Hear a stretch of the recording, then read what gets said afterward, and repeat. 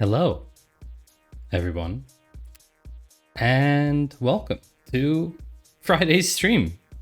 Here we are again after I don't know how long it's been. When was the last? I'm trying to work out when was the last Data Cafe stream. Well, anyway, here we are on Friday on Twitch, live, doing it live, going through what's been happening in the data and tech space. And so now the ads should be finished because Twitch has decided today that it wants to run a ton of ads. I'm very sorry to those of you who are not subscribed because it means that you are confronted with ads once an hour by Twitch. I could put on pre-roll ads for 30 seconds when you join the stream, and then you wouldn't get any more ads. But it means that when people come in with a raid, for example, they will get 30 seconds of ads from a raid. And that's, I think, a fairly terrible experience to raid in and then getting the first experience of that channel being ads that I don't control. So I'd prefer to control the experience and just run ads when I'm not like busy on stream, like during 3-minute breaks and stuff like that. So it's starting to get warmer here. With the summer also comes, let's say, lower viewership, I would say. Less people wanting to be inside, more people going outside. So don't forget to also take your time to, enjoy yourself. Go outside, get some fresh air. If you miss anything from the stream or if you don't catch something, you can always read the recaps on Patreon for free so that you're always up to date on what happened. Hi, Purple Purpurin. Welcome back to the stream. Nice to have you. So yeah, you can always read on Patreon. You can always read my stream recaps for free. And for the Data Cafe episodes, I always include all of the links to the articles that we covered, so you don't have to keep furiously trying to write them down. Hi, Rugmat. Good to see you as well. Of course, if you want to support me, then Patreon is a great way to do that. Patreon takes a much smaller cut than Twitch does. And of course, that's a very good point, Rugmat. You also get the backlog of all of the memes of the day. Memes? Wait, now I'm trying to figure it out. Is it memes of the days, or meme of the days, or memes of the day? Is it both pluralized? Now I'm not sure anymore. Anyway, it's very good to see. Memes of the day. Is it? Past memes of... But there's also been multiple days. That's the problem. Every day had a meme. I don't even know what's correct. What is correct? This track is weird. I'm going to skip it. Anyway, it's good to see all of you on this fine Friday evening, or maybe it's morning or afternoon for you, or it's already Saturday for you, whatever time zone you're in. Welcome. And I hope you had a good week behind you. I unfortunately wasn't feeling very well yesterday. I was supposed to stream, according to the schedule, and I didn't feel very well, so I canceled the stream. So that's why we are seeing each other today.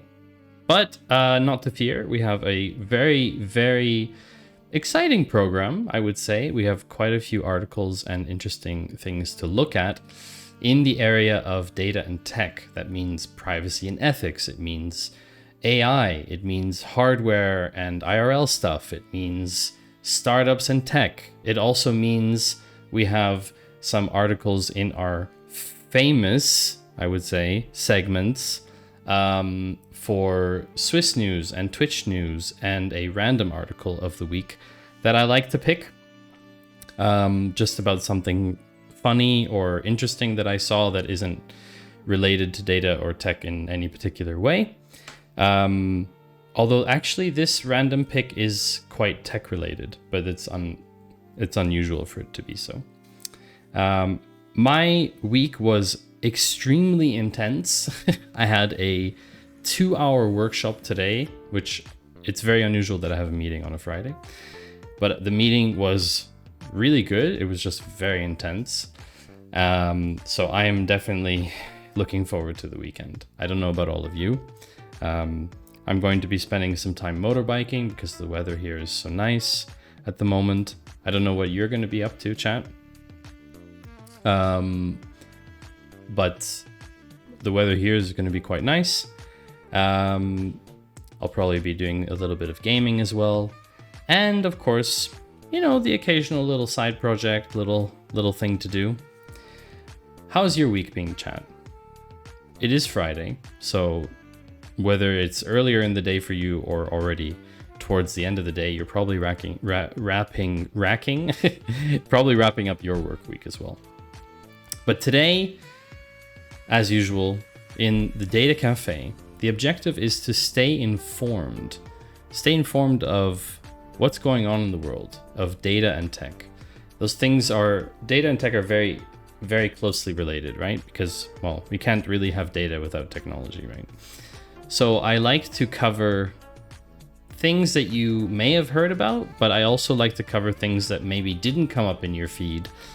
And the reason that we like to stay up to date is because it challenges our perspective, right? This is what it comes down to, is if we always read the same thing, if we always read the same opinions, we always read the same kind of information from the same people, then we never really challenge our perspective. Hi, Erica. It's good to have you. Welcome in. Oh wait, I can welcome you in silence. Hello, Erica. So if you're only watching the stream, there are actually closed captions available to you. If you would like that, you can just click the bottom right of the Twitch player on desktop to activate them. Because I want this stream to be as accessible as possible to as many as possible. So basically, in covering the news, in looking for articles, we get things, we get information from different perspectives. And I think that's very important to not only stay up to date, but to also hear from different perspectives on certain topics. Hello, Owen. Welcome back. Very good to see you. That's right, Data Cafe indeed. So we're here covering not all the news, because I don't think it's really possible to cover all of the data and tech news in one stream, but to kind of go over a lot of different topics. Of course, there's a lot of generative AI stuff. I try not to put only generative AI stuff because there's other things happening in the world that are very interesting as well. But we, of course, talk about generative AI stuff.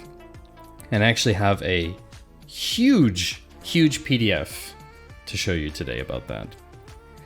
Success, fully moved, just trying to get used to the new place. Posted a pic on Twitter. Oh, very nice, Owen. Congratulations on the move. Moving is not easy. That's really not easy. I think I've moved like 30 something times now in my life.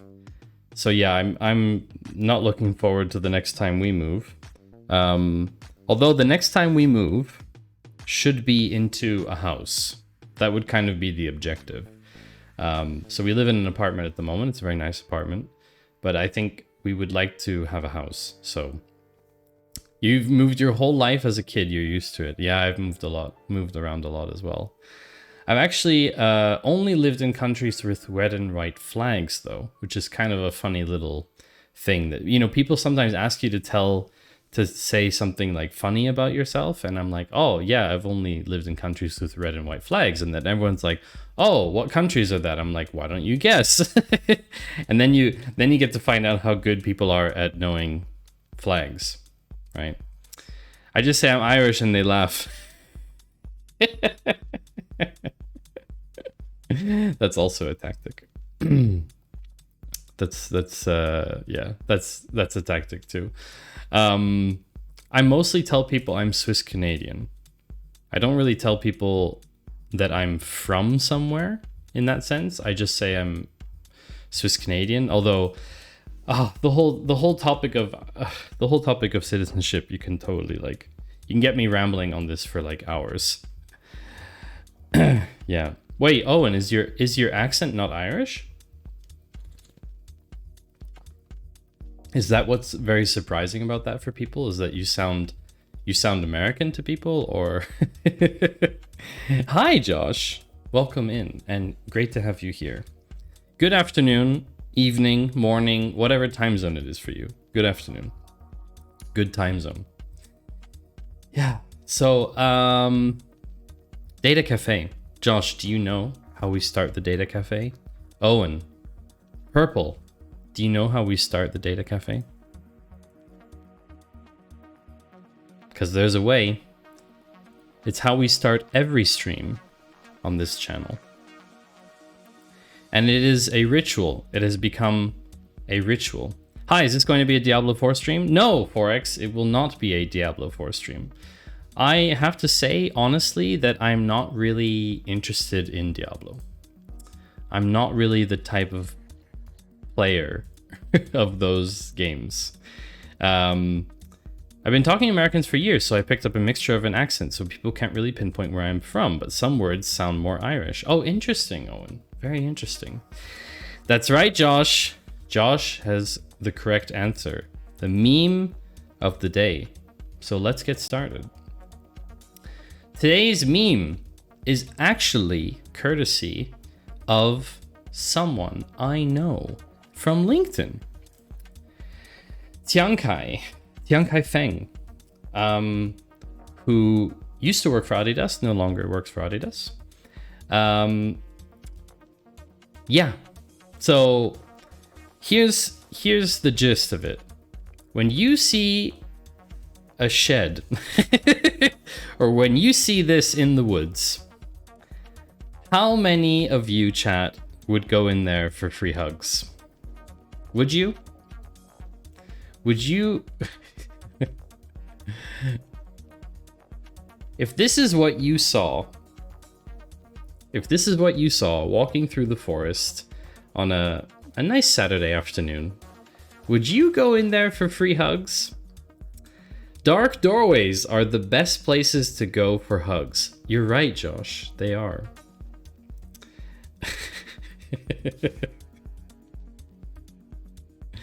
I personally would probably not go in there for free hugs. I mean, I might have a friend who I might just say good luck, friend. Depends on how I'm feeling for the day. Hi, Cher. Because the people in there hold the hug long enough to make it awkward. Oh, yeah. I see GCLID attribution, just dark places. So the moral of the story here is, if you're data driven, you will go into here because you will follow the data, meaning free hugs. You will blindly follow the data. You will say, ha, we're data driven. The data tells us to do this. So this is what we're going to do. But if you're data informed, you probably wouldn't go in here for free hugs because you would get some subject matter expert to tell you, hey, listen, there might be clowns in there. The moral of the story is the best hugs are creepy. No, Josh, that's not the moral of the story. The moral of the story is that you should not be data driven. You should be data informed. And I've been saying that for months, years. It's too long. I cannot stand data driven. I can't stand data driven. Annoys me. Thank you for the clarification, just making sure. Yeah, that's basically what it comes down to. So thank you, Tiankai, for this wonderful meme that I could use today. Tiankai actually is a very creative person and has a YouTube channel about songs written for analytics. I think 4X, you probably know them. You probably know some of the songs. They're a little bit famous. Hi, Quesnok. You're going to lurk? No problem. Thank you for lurking.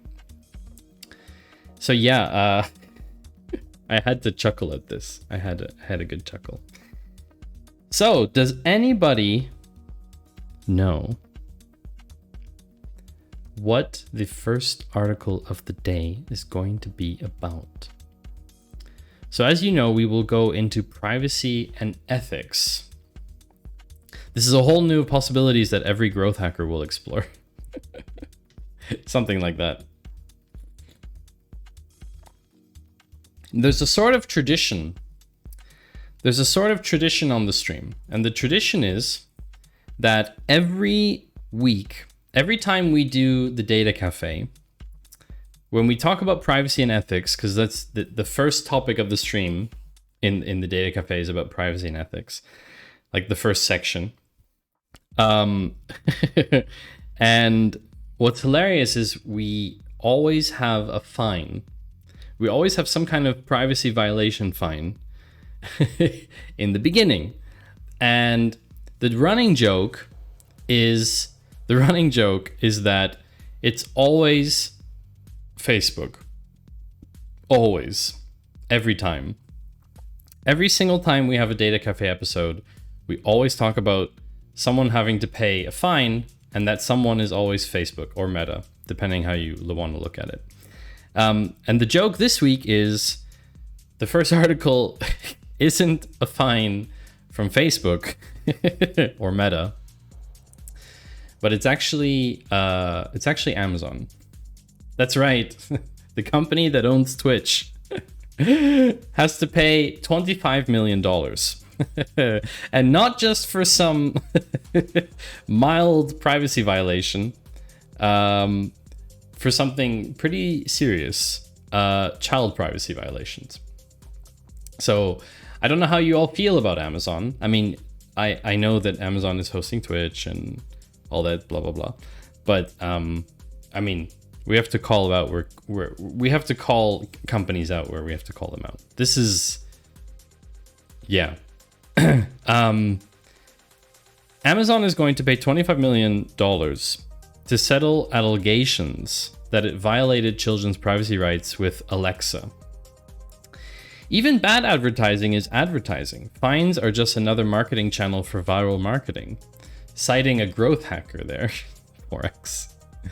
Yes, it is advertising, but I guess it really depends on the context. Like if you read this title, I don't believe that it is positive growth for the company.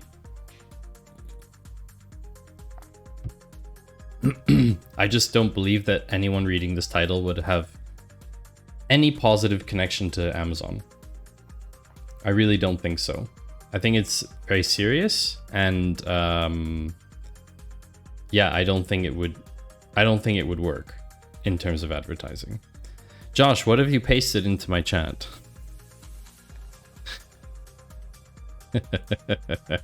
It's a trap. Yeah, exactly. Why are they being... What's the problem here? Well, it was accused of failing to delete Alexa recordings at the request of parents. So basically, Amazon, their Alexa device, recorded their children and didn't delete the recordings. That's... I mean, it's dumb, but that's literally the problem. They didn't delete the recordings. So happy I don't have an echo near me with how many times you are saying it. Oh, if anyone's listening on speakers right now, Alexa, order me 300 rolls of toilet paper. You're welcome. What's also funny is they managed to bundle this with something else, which is Amazon's company Ring, which makes doorbells, will also pay out money, 5.8 million, because they gave employees unrestricted access to customers' data.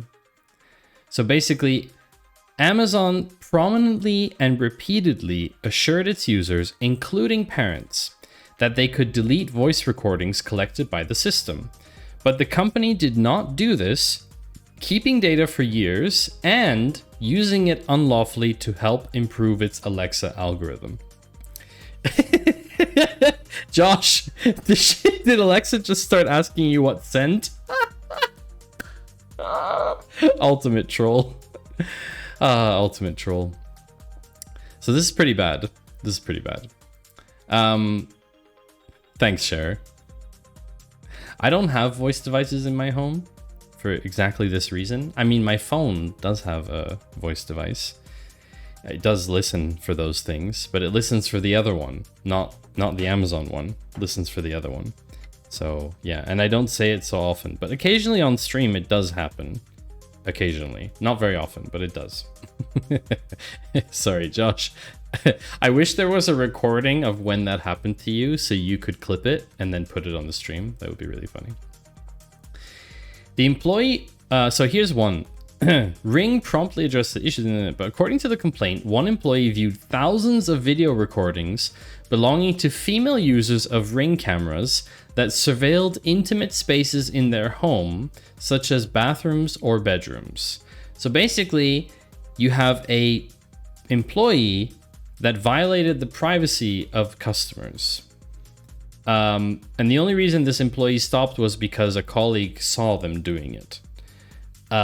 So yeah, it's obviously a mistake that the employee did that, but the Amazon should not even have provided this in the first place. Like, they should have made it not possible to view this material in the first place.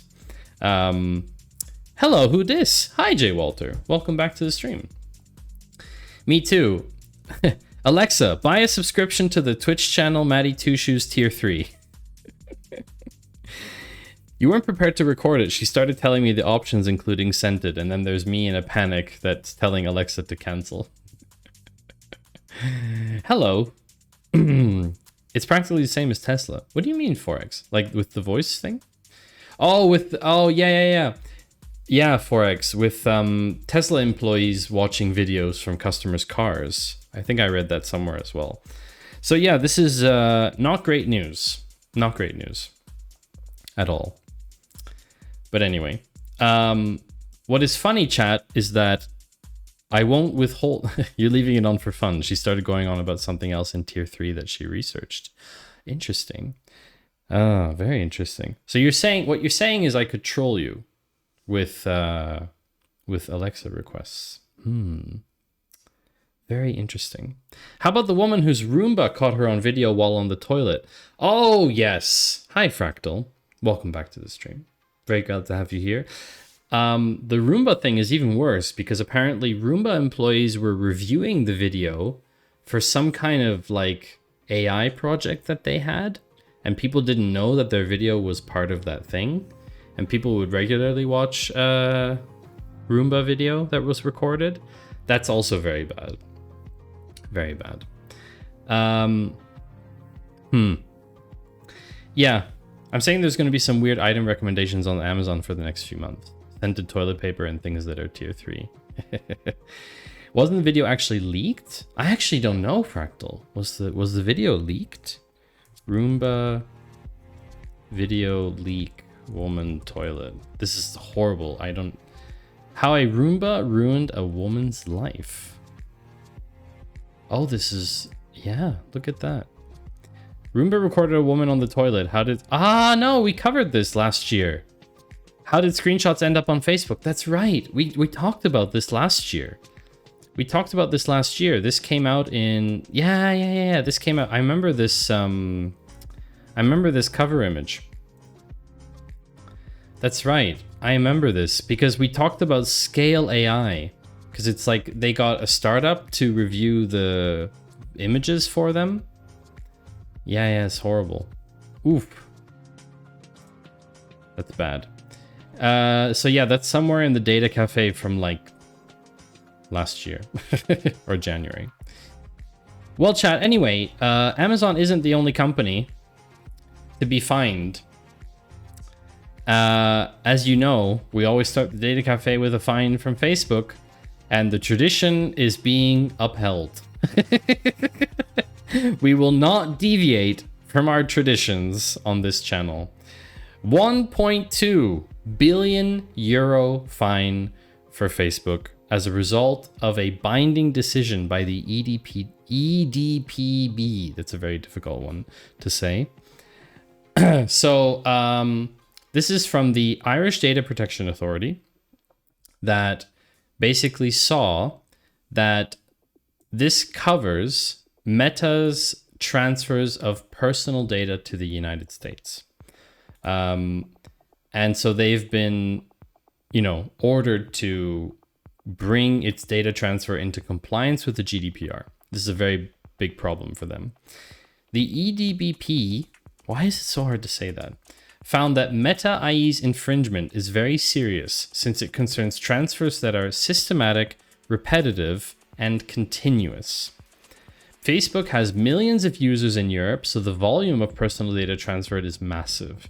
The unprecedented fine is a strong signal to organizations that serious infringements have far-reaching consequences. And as usual, Facebook will pay this fine and continue about their business because 1.2 billion euros is still a drop in the bucket for this company. Do you want to know why it's a drop in the bucket?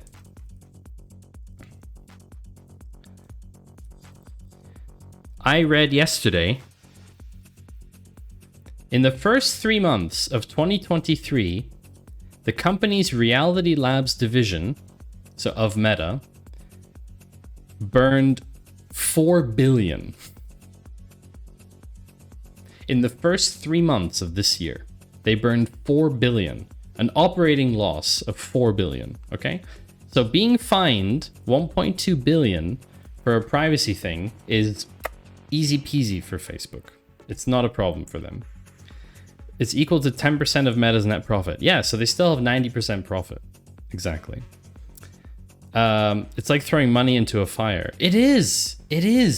Because all this money is coming from corporations, right? Who are running ads on Facebook's platform, which is mind-blowing to me that you would still advertise on this platform. I mean, who even uses Facebook anymore? Like, really? I keep going back to Facebook occasionally for like our motorbike group events and stuff like that, like every couple weeks or something. And I'm just shocked at how bad the product is. Reality Labs specifically is hot garbage. Yes, although they just released something like 20 games, apparently. So yeah, this was a binding decision, by the way, from 13th of April. So this has been a while now. Calculation of the fine should be between 20% and 100% of the applicable legal maximum, blah, blah, blah.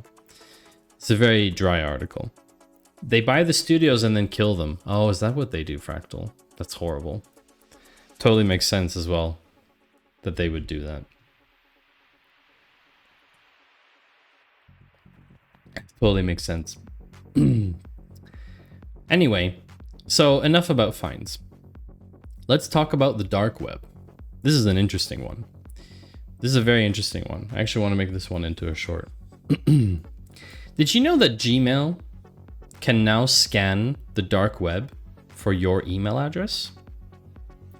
Basically, Google is adding the ability that if you have a Gmail account, it can scour the dark web for your email address to find out if you are going to be targeted in like an ID scam or some kind of account breach scam or something like that, which is kind of that's kind of wild that they're doing that. But if they scan the dark web for your email address, doesn't that leave a trace? Like, doesn't that leave a trace on the dark web that you looked for the email? So doesn't that cause like more risk if your email wasn't on there in the first place? I don't know. What do you think about this, chat? Do you think this is a good thing that Google is doing this? Can do this? I don't know. Let's read it more in detail. A new security feature. So they're calling it a security feature. Including spam protections for Google Drive. The company is expanding its dark web report feature to all Gmail accounts in the US over the coming weeks, which scans to check if your Gmail address is appearing on the dark web and advises on steps that users can take to bolster their online security. I don't know enough about dark web to understand the implications. Neither do I. Dark web is, anyway, it's basically just, there are no clear addresses from my understanding. I've never really gone on the dark web because I don't really feel the need to do so. The password manager built into Chrome already does a fairly good job of nagging you to keep your data protected, but this goes a step further. They can download public databases of leaked data and then check it locally. That's true. So basically, personal information like email can find its way onto the dark web as a result of data breaches. This information can be sold and used by cyber criminals in a variety of ways. Google's dark web reporting tool isn't a new feature, but it was only previously available to folks in the US who subscribed to Google One. Oh, so this isn't new. They're just rolling it up to general availability. Interesting. Sounds like you just had a great idea for a future stream. Maddie hits the dark web. Oh my God. Can you imagine, Josh? I could not do that on Twitch and stay within terms of service. I don't think that I don't think it would be possible, Josh. No. I don't think this is possible to do. The amount of like very slow peaking of like windows and like very slowly scrolling and yeah, I think it would be a huge terms of service violation. I mean, okay, it's just very, very gambling, right? Because there's just certain things on Twitch you're not allowed to show, and then the dark web is basically full of all of those things you're not allowed to show. So, aka Maddie's last stream. Can you imagine? My last stream on Twitch will be me surfing the dark web. Watch as I get banned live on Twitch. What will it be? Will it be nudity? Will it be drugs? What will it be, chat? Vote now! Maddie turns in his 2 shoes for prison shoes. That is a very good title, though. That's a very good title. But yeah, spam protections typically found in Gmail are now being expanded to Google Drive, blah, blah, blah. Easier to delete search history. This is other stuff. CSAI match? I've never heard of that. But anyway, so I don't know how you feel about this, chat, but it makes me a little bit uncomfortable. It makes me a little bit uncomfortable that Google would scan the dark web. Fortunately, it's something that's only in the US at the moment, and I think it's optional. So yeah, I'm okay with that. Who else knows what company is going to be featured next? The dark web is not a big deal. There's plenty of normal sites. The only limitation is there's no search engine, just catalogs. So a crappy experience. I recommend you try it. Thank you, Forex. I will definitely consider it. Did they explain what they meant by dark web? Well, Purple. Not really. No. They just say the dark web. Like for ClearNet. Like Tor ClearNet. No, they didn't specify explicitly which dark nets or how they scan, or I'm sure like for security reasons they probably don't want to say, you know. But they, yeah. As it's US only, I can't really tell you more about the feature because I don't have access to it either. Maybe if I had access to it, I'd be able to tell you. But anyway, if you've been on the stream a lot, then you know that there's one company, one platform that features all the time on this stream. The dark web is typically noted using a domain name with onion. Yeah. But not always, right? It can also be a direct IP address, right? Like a IPv6 address or something. I thought. Like it doesn't need to be a .onion domain name. From my understanding. Maybe we should do like a dark web. Maybe we should do a dark web stream where we learn about the dark web but don't go on it. You know? Just to like understand it better. Could be cool. Anyway, so yeah, there's always a company that gets featured on this stream in the Data Cafe segment. Usually in the negative. There hasn't really been, I guess there's been a positive. I guess there's been probably a positive article at some point about it, but probably a dumb question, but is dark web even still relevant? Why is that a dumb question?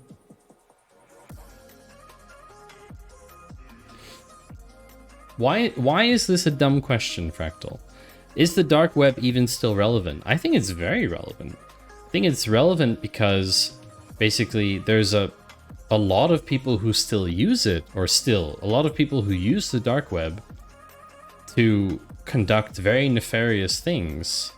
From my understanding, the dark web is basically an entire huge network of criminal enterprise, as well as some very, let's say, hidden legitimate things. I guess you don't hear about it so much, maybe because you're not a criminal, Fractal, you know? Like, if you were a criminal, maybe you would hear about the dark web a lot more. Maybe your dark web friends, your criminal friends would be telling you, hey, Fractal, I just made like $3,000 off this ID scam. You should go there and check it out.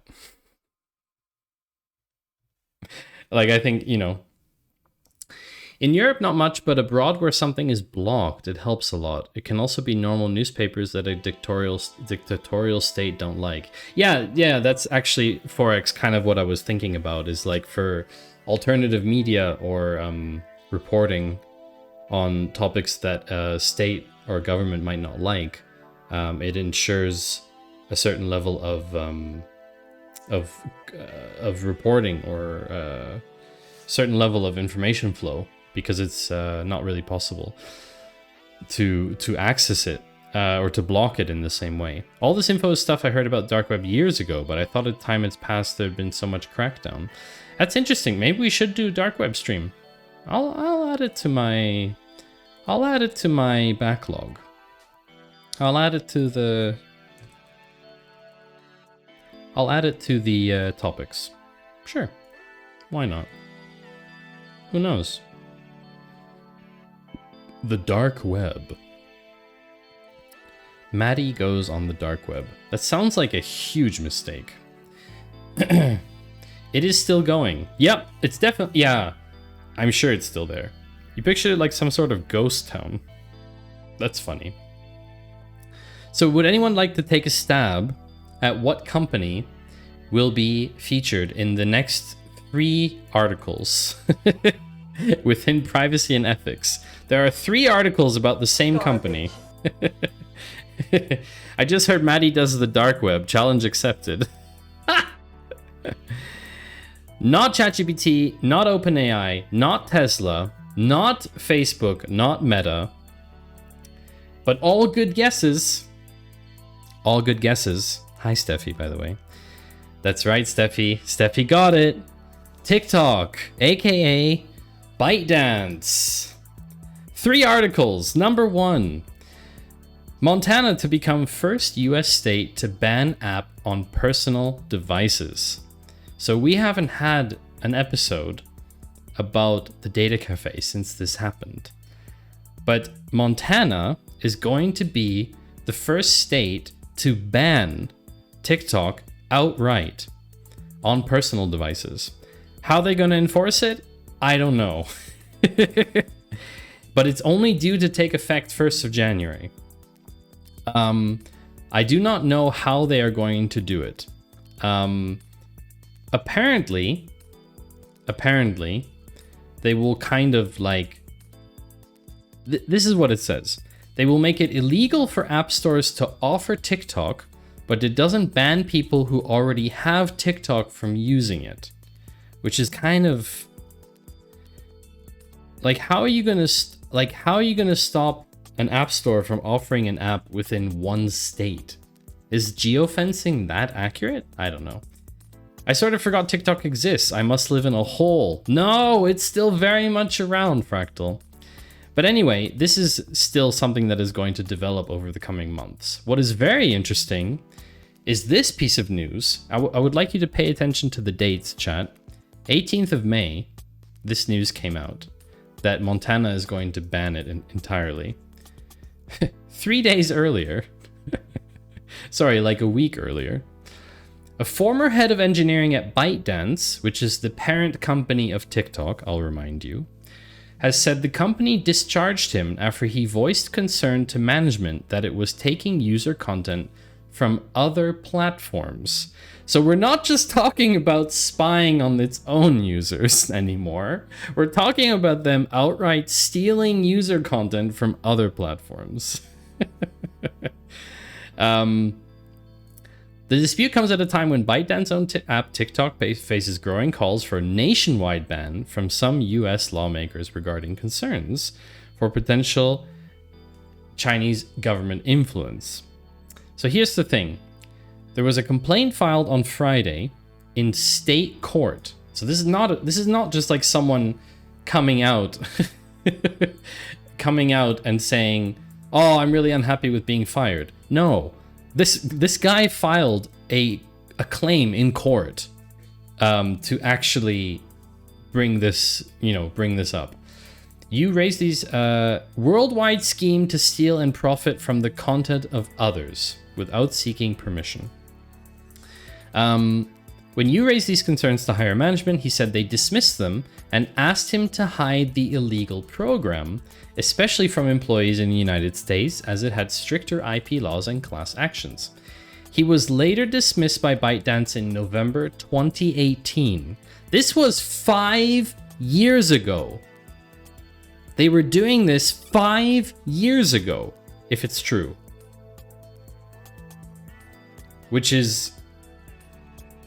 This is huge. They have been planning this, if true. If this is true, they've been doing this for 5 years. This isn't something new. So look at this. In the complaint, it says that ByteDance created fabricated users to exaggerate its metrics and served as a useful propaganda tool for the Chinese Communist Party. He is seeking a court order that would prohibit ByteDance from scraping content from other social media platforms. So this is basically, they are trying to steal content from other platforms for whatever reason. I don't know why they're doing it. But anyway, this is only half the story. Because then this came out just a few days ago. That creators on TikTok, so people like myself who make videos, I don't make videos on TikTok, but content creators, their financial information and social security numbers have been stored in China, despite the fact that ByteDance has insisted that all the data on US users is stored in the US. How did they get the social security number? Well, basically, if you are accepted into TikTok's creator fund, in order to pay you out, they need information about you. Over the past several years, thousands of TikTok creators and businesses around the world have given the company sensitive financial information, including their social security numbers and tax IDs, so that they can be paid by the platform. Are people truly dumb enough to give it to them, or is it like a contractor situation? Well, if you want to be paid through their creator fund, you would have to fill out the form that they want. TikTok uses various internal tools and databases from its Beijing-based parent ByteDance to manage payments to creators who earn money through the app, including many of its biggest stars in the United States and Europe. The same tools are used to pay outside vendors and small businesses working with TikTok.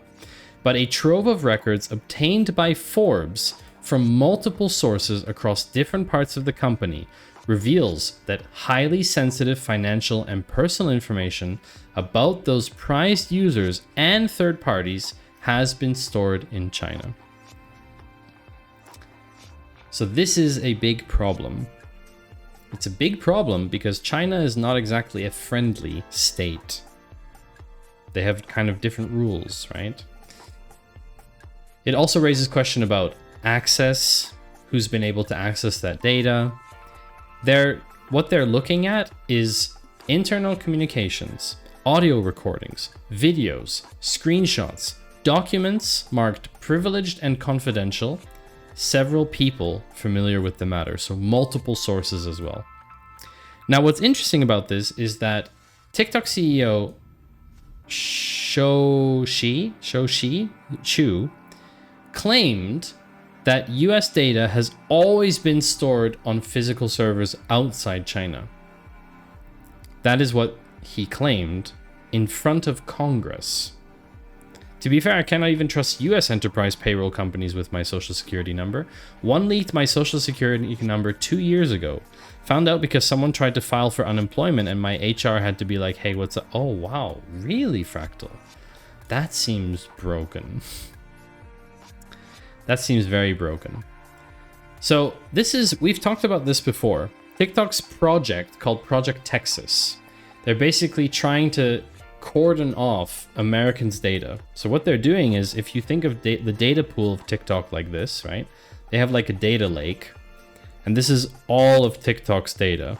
And what they're doing is they're trying to siphon off like a part of it, and this will go specifically into a server farm in Texas.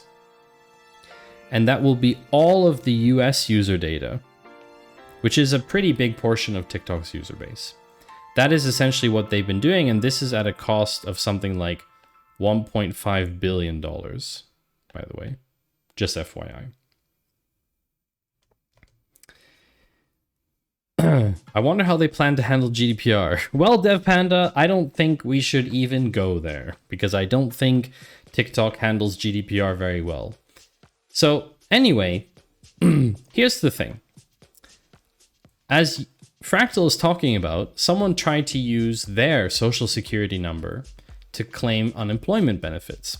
Identity theft using stolen social security numbers is not uncommon in the US, and the Chinese government has been accused of stealing personal financial information from Americans before. And this is why this is troubling.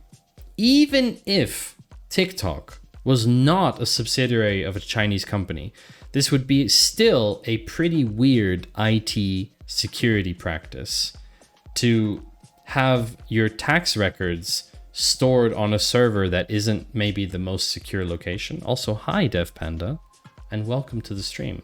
And Steffi, thank you for turning off my lights. I know you're just trying to blind me. I know what's going to happen. Oh, every time. Every time. The data can be stored in the US and employees from China can download whatever they want from that storage. Well, apparently, Forex, Chinese employees wouldn't have access to the servers in the US. That's at least what they're saying.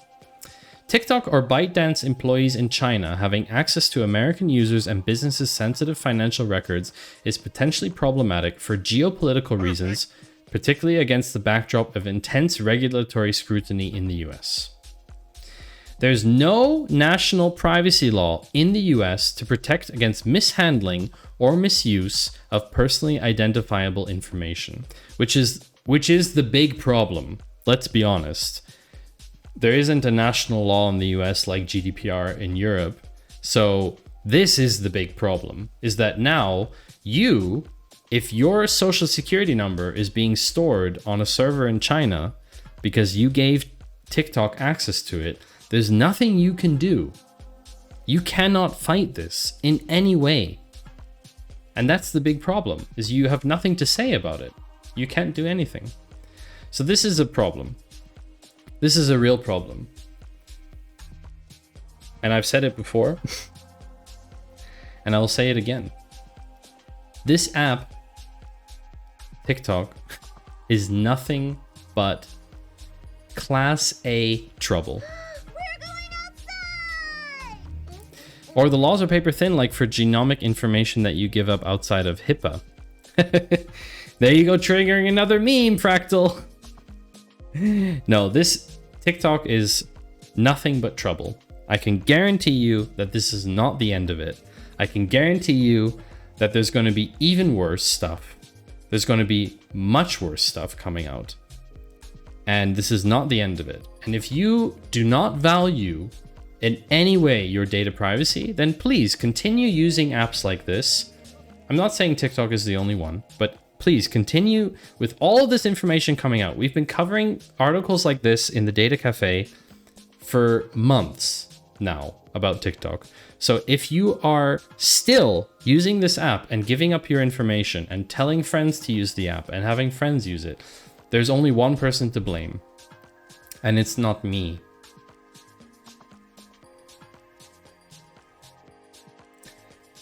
Chief of TikTok has admitted that there are engineers from China who have access to the US data. That broke when they tracked down a journalist who wrote about the TikTok ban. Yes, we covered that last time.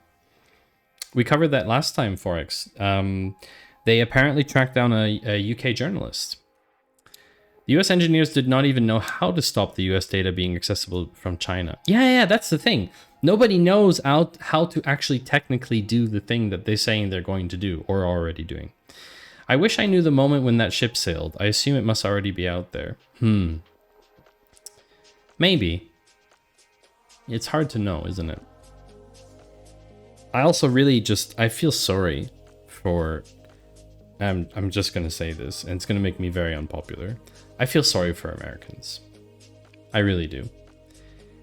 I don't know what it is, but you have to put up with so much. You have to put up with so much stuff. There's a writer's strike. You have healthcare issues. You have TikTok, some kind of like weird data protection stuff. You don't have data privacy laws. You have huge political stuff going on. You have like this two-party system that's apparently called democracy. And on top of all that, you've got massive financial debt issues. You've got like, there's just like vast homelessness within certain cities. I just feel bad. I honestly just feel bad. The Canadian in me is undeniable. I'm sorry. I really am. I'm sorry to read about those things. I live in a very privileged place. Switzerland is a very privileged society. And I'm very grateful to be here because we don't have those problems. We have different problems. But it is undeniable that some of the stuff you read about like all the shootings and violence and like it's just bad. US politics season 47 is about to start again. Save us. I wish I could.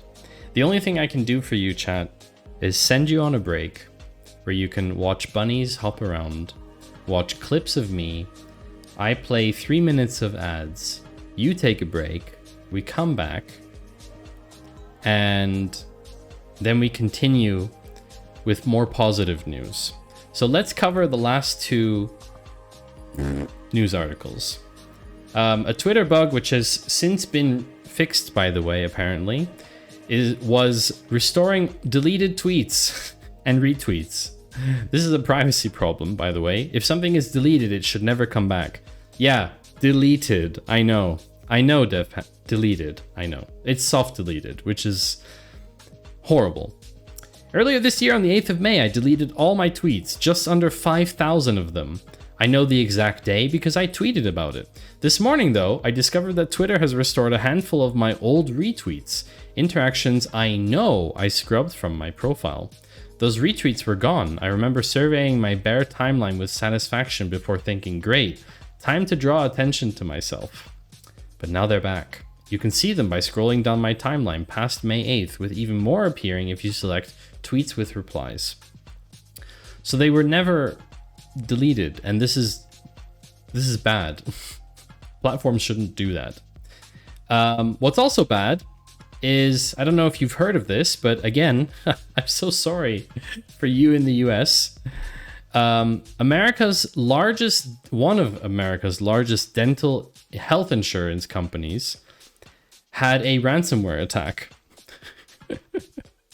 9 million people in the US had their data compromised. The Managed Care of North America, MCNA Dental. So they posted last Friday, they posted a notice saying that they were breached sometime between February 26th and March 7th. So I'll just put this out there. They kind of were a bit late to the party. Oh no, not my luxury bones insurance. Here's a cool idea, Maddie. Make a platform called datacafe.com. What would I put on there, Owen? What would I put on there? It's an interesting idea. What would I put on there? What would it feature? Coffee? Nah. Anything from blogs to news articles. So it would just be rehashing. It would just be like reposting all the stuff I find. Is that what you're saying? You know? I mean, you can find all the links in the Patreon recaps. I know it's maybe not the most accessible or indexed way, but you can read all of the recaps from the Data Cafe and you can find all the links there. I mean, it's not a very clean way of doing it, but it is a way of doing it. Speaking of doing it, I'm going on break. Yes, you can definitely support me with benefits with Patreon. So actually there's a support tier where you can get a Twitch sub, but you also get other stuff too that I can do because you basically pay the same amount of money, but I get more because Twitch doesn't take 50%. So 3 minutes of ads and then we'll be back. Enjoy the clips and enjoy the bunnies. I hope they're running around. We'll see each other in just a few minutes. You should also take a break, chat.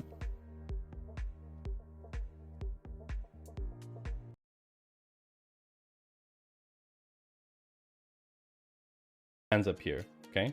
I'm not doing anything.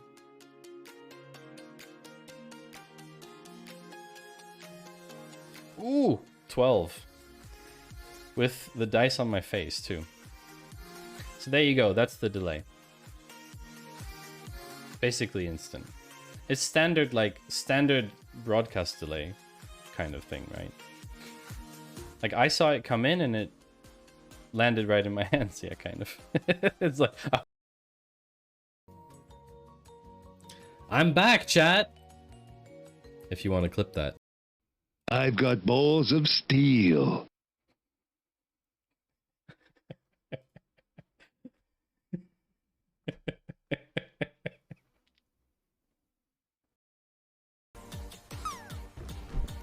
A shout out and see if we can get a Pokemon clip. Wouldn't it be funny if it came out? Of course. See if TD has been doing any clip maintenance. Maybe Twitch clips can become a thing. I'll start a new trend.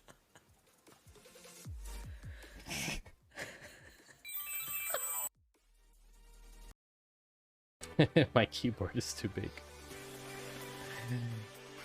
I can resize it. Moops. Okay. Let's check the other vowels just for lols. Oh, there's an A and an I, there's an I in there as well. Wait, fairs. Okay, so it's rails. Yay! I got it. Rails. That was a Seinfeld joke and it worked. Another feature, make the data tittle use a seed. Listening to the stream without audio. We do have subtitles enabled, which is very, very relevant for today because this stream is about subtitles. The irony of talking about subtitles and those subtitles appearing in the subtitles and then you being able to see the subtitles where I'm talking about subtitles. That's just pretty amazing.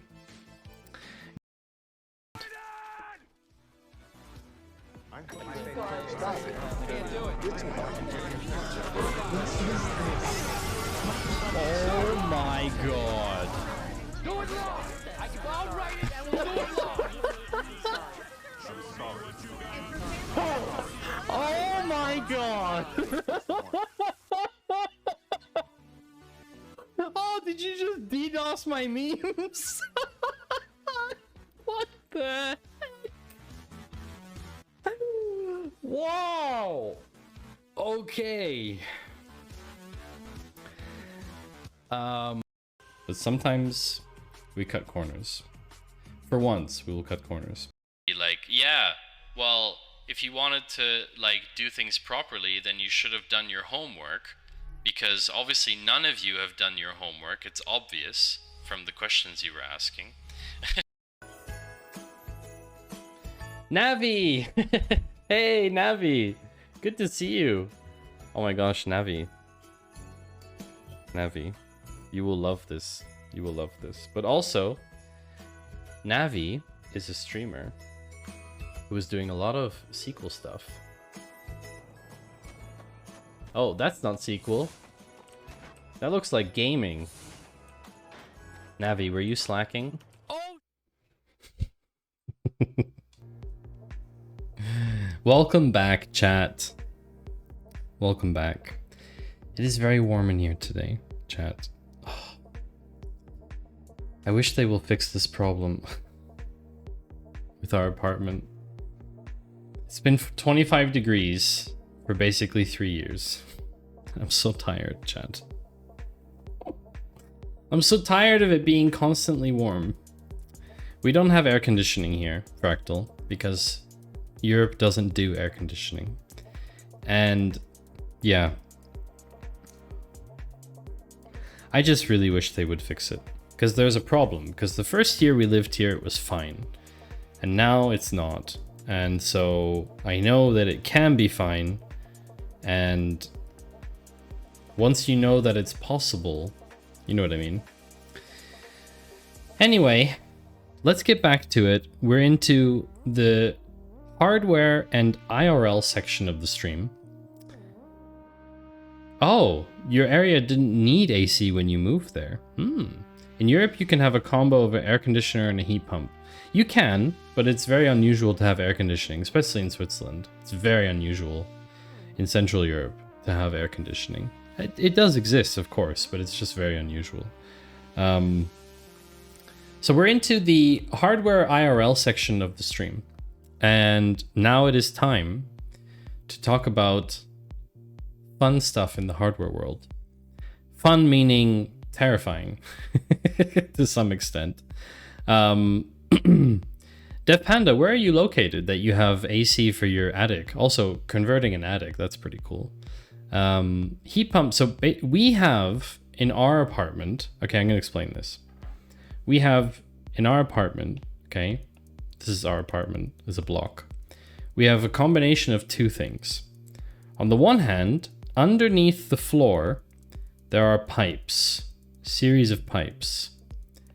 Okay, and in those pipes, there's water.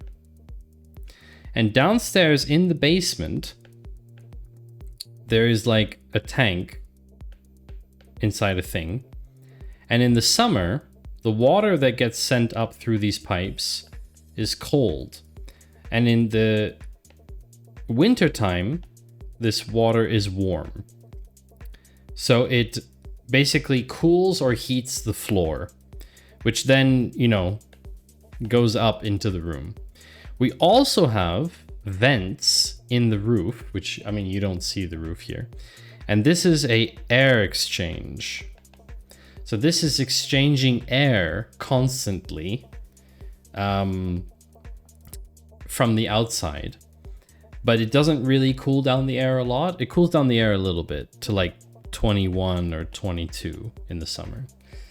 And so basically, through this combination, the temperature inside should be somewhere between 19 to 21. Should be. That's the target. Currently, we're at 24 to 25. This is in Celsius, by the way. This is all in Celsius. So it is too warm. Vastly. Massively too warm. We only have AC for our newly converted attic room in East London. Oh, East London. Okay. Is air conditioning in the UK common? I actually don't know. Celsius rather than freedom height. Exactly. Freedom height.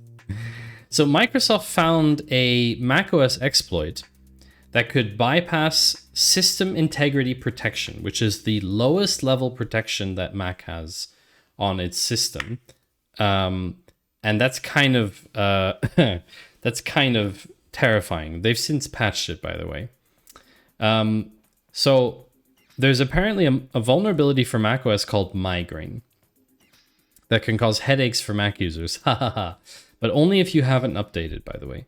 Microsoft published a threat intelligence paper detailing a macOS vulnerability they call migraine, which they've already alerted Apple about.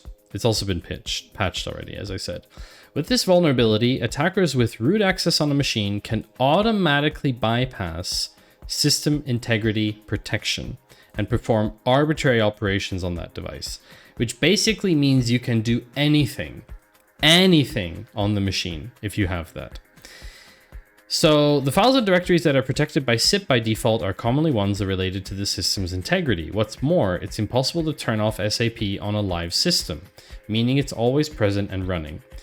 However, Microsoft outlines how they discovered migraine can bypass SIP entirely and remotely.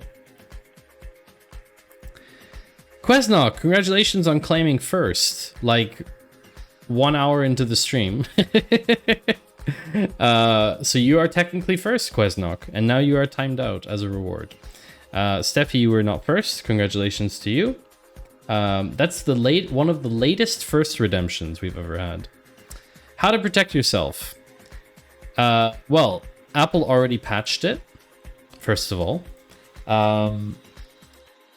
which was through Ventura 13.4, which was released on May 18th. So if you haven't updated yet to Ventura 13.4, you should definitely update. Yeah, kind of a big deal, because they could attack your machine remotely. Of course, the chance of it happening is very small, etc., but you do not want this happening to you. What we do want, chat, are Dr. Octopus arms. I know everyone in chat wants this. Yes, there is a company that built external limbs, just like Dr. Octopus. And there's a promotional video, so we're gonna watch it. It's gonna be a bit loud.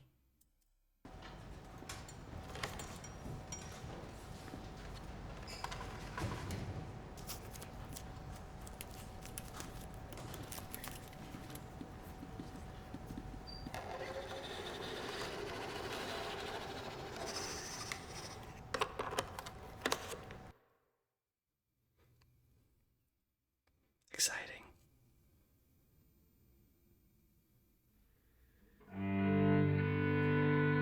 Oh no. I'm gonna get DMCA'd for this. We're gonna play different music over this. We'll play different music because it makes it less creepy. But yes, a Japanese technology company has built robotic arms that you wear on your backpack.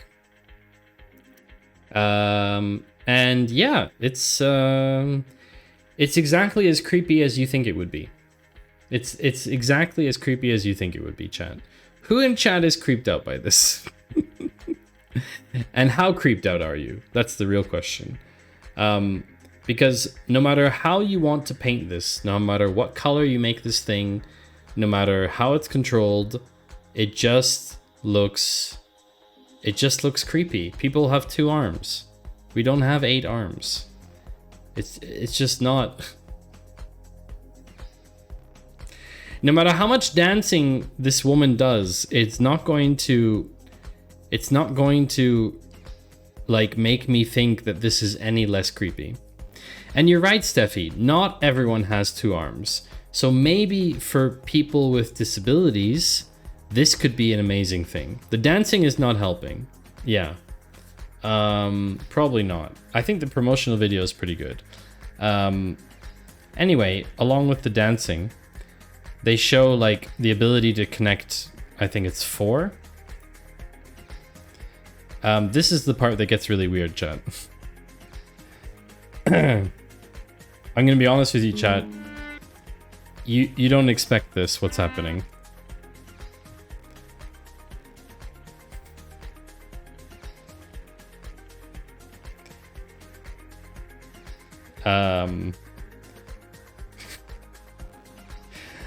I...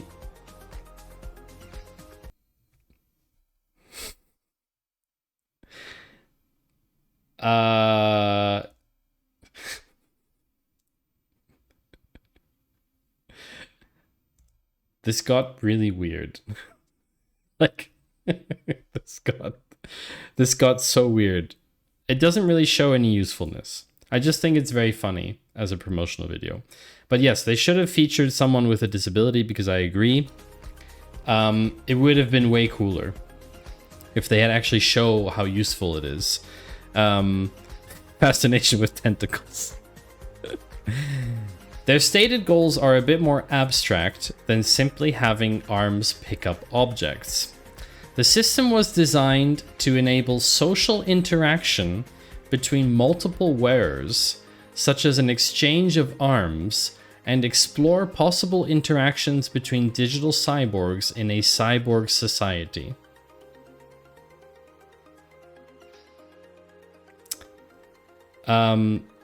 What is interesting about this is the team was inspired by a short story written in 1963 by Nobel Prize-winning author Yasunari Kawabata.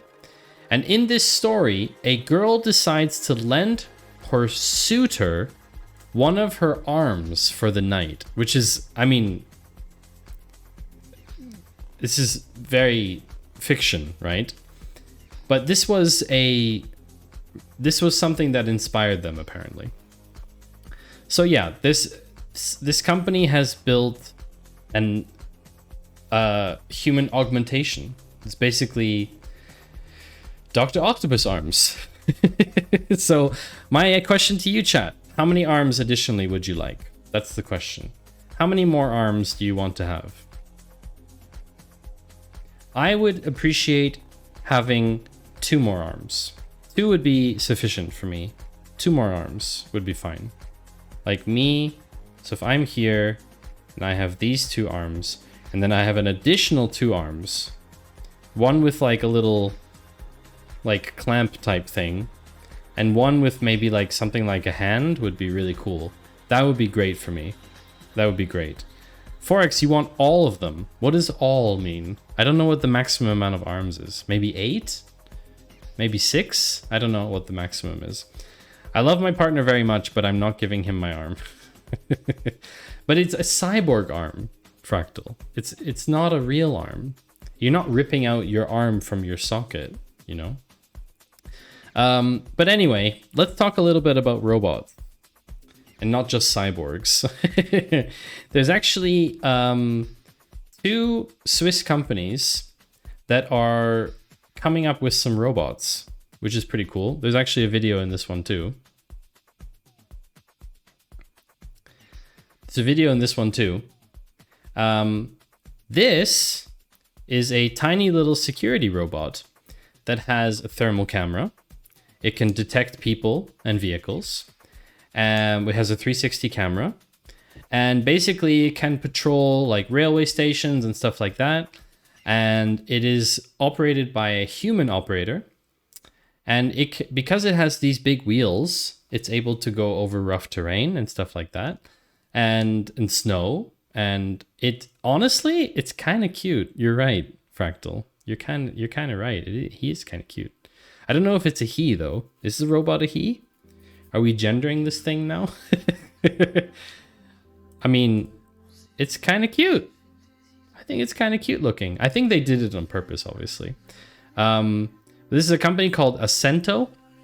They originally built this robot. The original prototypes that they had were to climb stairs. Some versions of Spider-Man had multiple arms. Really, Forex? That's interesting. So it's really interesting because why is there... I don't want lyrics in my songs. Thank you. The original idea that they had was for robots that climb stairs. But they quickly figured out that the hardest, like the difficult thing is patrolling huge, vast areas because you need a lot of people to do so. They have like long hours, they have to work in every weather condition, etc., etc. And so they built this robot to basically, patrol areas.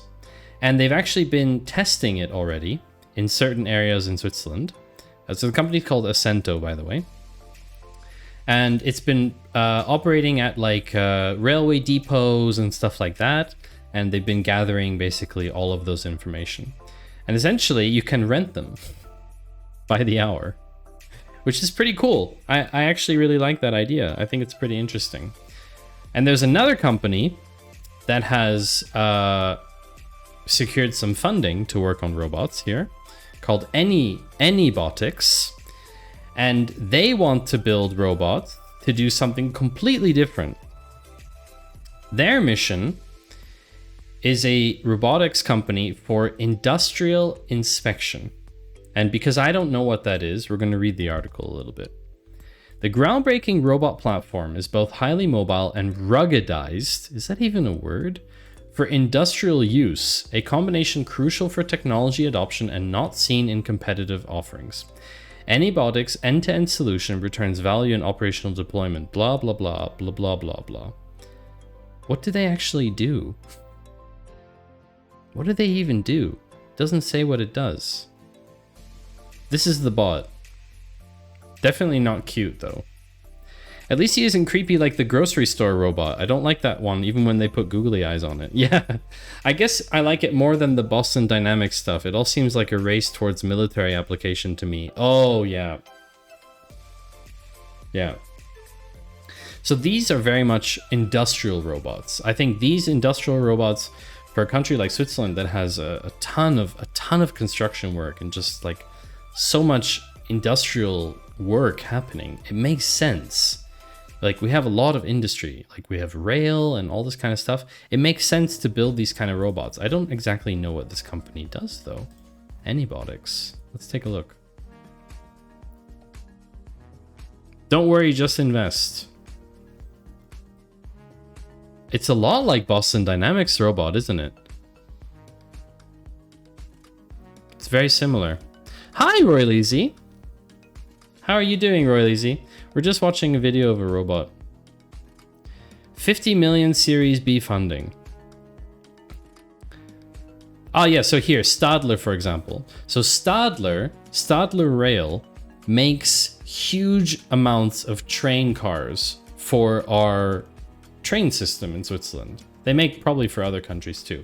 So it totally makes sense to get a robot to do stuff like check pipes or check railway lines and all this kind of stuff, rather than have, you know, manual people walking the railway lines and stuff like that.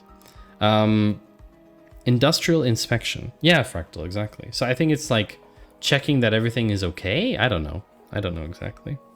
A walking dog robot has been guarding power plants for several years, typically, as you write, guarding and monitoring thermal cameras and vibrations in machines, especially in remote places like Norway. Yeah, and I think that's the use case for these kinds of things, is like if you build them rugged enough, they can survive for a long time. So here, for example, monitors high voltage transmission. Ah, see, yeah, like this would be super dangerous for humans, right?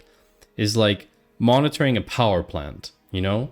That would be super dangerous for humans because like if something goes wrong, like, you know, get electrocuted. But for a robot, whatever, you know? Looks exactly like Boston Dynamics, but red and with extensions. Red and with extensions. Let's look at the robot. Animal. Kind of looks like a Lego version of Boston Dynamics. Yeah, Lego version. Yeah, it has a kind of more playful quality. More cameras, less guns.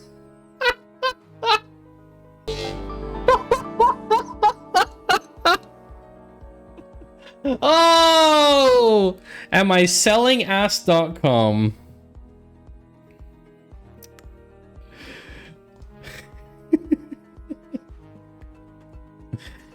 Welcome in, White Panther. Thank you very much for the raid. My bot will shout you out shortly. How was your stream? Buyingcommand.com. No one's buying command.com. Stupid and boring. Your stream was stupid and boring. I'm very sorry to hear that. Thank you, Anonymous Gifter, for gifting Panther a tier 2 subscription. White Panther, as you have received a subscription, you are indeed the first person to get their name on the mask of subscription for June, because it's June. Right along the mouth. Oh my god, what color do you want, Panther? Let me guess, you want it to be red? You want it to be red? I will use scarlet. Scarlet! Why? Why? Why? Why? Why? Yes, red. Why? So here's the thing.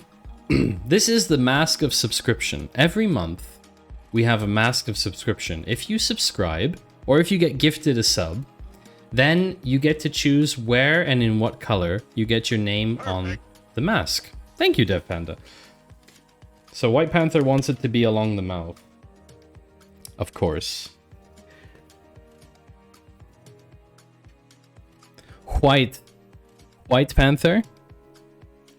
White P4NTH3R. There you go. White Panther, congratulations. Royleezy, I feel like I didn't get to do that. Is that true, Royleezy? Have you subscribed in June? Have you subscribed yet? When did you sub? I know you have a sub badge, but it might be because it expires during the month of June. Like, it's not always beginning of the month, you know. So anyway, welcome in, Raiders. Good to see all of you here. Panther, I'm sorry to hear that your stream was boring, but I think it was anything but boring. My name is Matty Two Shoes, and I am a data person. And I stream on Twitch since just over 2.5 years. And I basically do everything related to data. I try and learn and teach people about data. Baffled always. Hi, Maddie, my rival for first. That's true, Baffled. We do fight for first in a lot of streams. I enjoy spending time on Twitch as well, watching other streams. I'm a member of the Claw, the stream team that White Panther has founded. And we don't have a clip for White Panther. Why is that? Let's find out. And today we are in the Data Cafe. The Data Cafe is about covering data news and tech news from the last couple weeks, seeing what's been going on.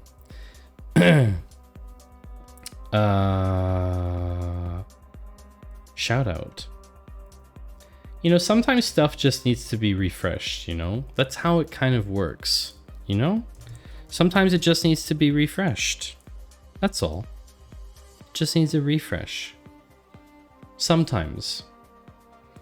And then it works again. Oh, Tom's Oz, welcome in. See? First time chat. Hey, did you see Jason Langsdorff's tweet? Because you're a first time chatter and you're doing spooky. So you Spooky. are very clever. Ooh, and spooky well stream. done. Congratulations. You found the hidden, undocumented command that only works in October. Two here. Battlesnake Official is raiding. Oh, Welcome in, the raiders. car. How are you doing? How you doing? We're in a car today because why not?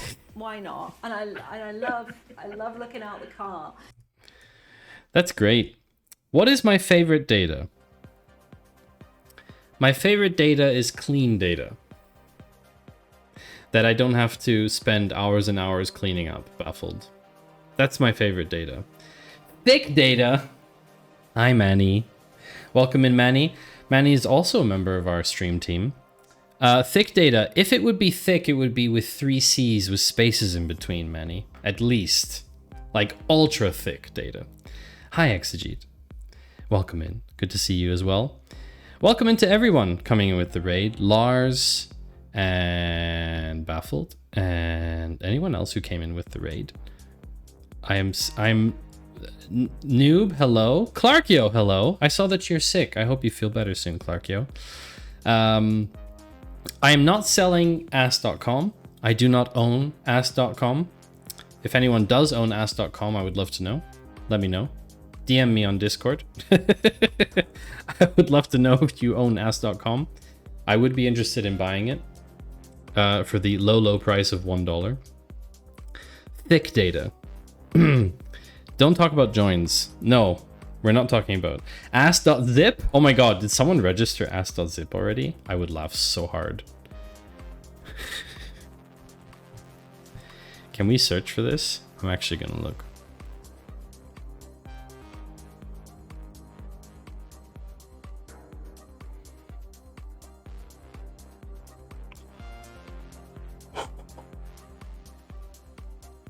It's available.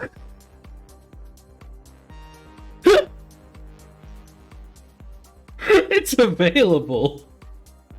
You could buy.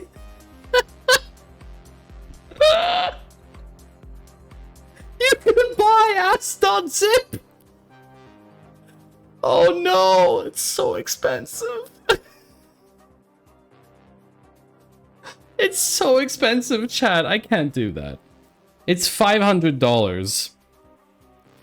520 Swiss francs in US dollars. Oh my gosh.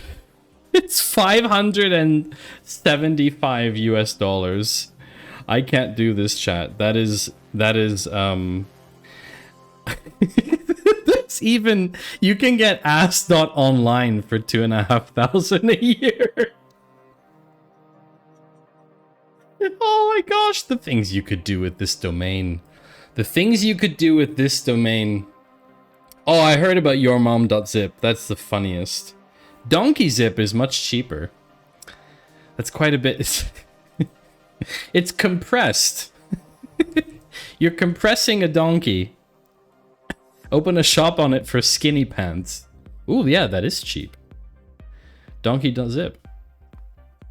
So the thing is, I think Zip is going to be banned in a lot of places. I already know of 2 places that have banned Zip domains. Hi, Ian. Welcome back to the stream. Spooky Zip extension. Ah, spooky. Spooky? Spooky.zip. 34 a year. Spooky Zip. Actually, like, Google's domain thing is actually pretty good. No, this is not what we're doing. We're not buying any domains. Anyway, we're not buying any domains. We are talking about robots. We were just talking about Animal, a robot inspector. Because we're covering some tech and data news. And the last thing I wanted to show you is a GitHub repository. I think some of you who stream might be highly interested in this thing. If you have an NVIDIA graphics card and Windows, then you could technically real-time face swap while streaming. So Panther, you could actually face swap with someone else and do your stream as someone else. Rodeo is my favorite TLD. Rodeo is a great... You like your face, Panther. Okay, that's good. But anyway, you could technically face swap. You can finally be Two Shoes Maddie on count. I mean, you could just... Yeah, there's like tons of examples. Basically, you can swap your face from a webcam or in the face of the video using trained face models. There are a list of available ready-to-use public face models. These persons do not exist, by the way. Similarities with real people are accidental, except Keanu Reeves. He exists and he's breathtaking. So, Steffi, you could indeed face swap with any other people that don't exist, like E1 Spice. Or Matilda Bobby. Or Jackie Chan, who's not real. Dean Weasel. I want to see the examples.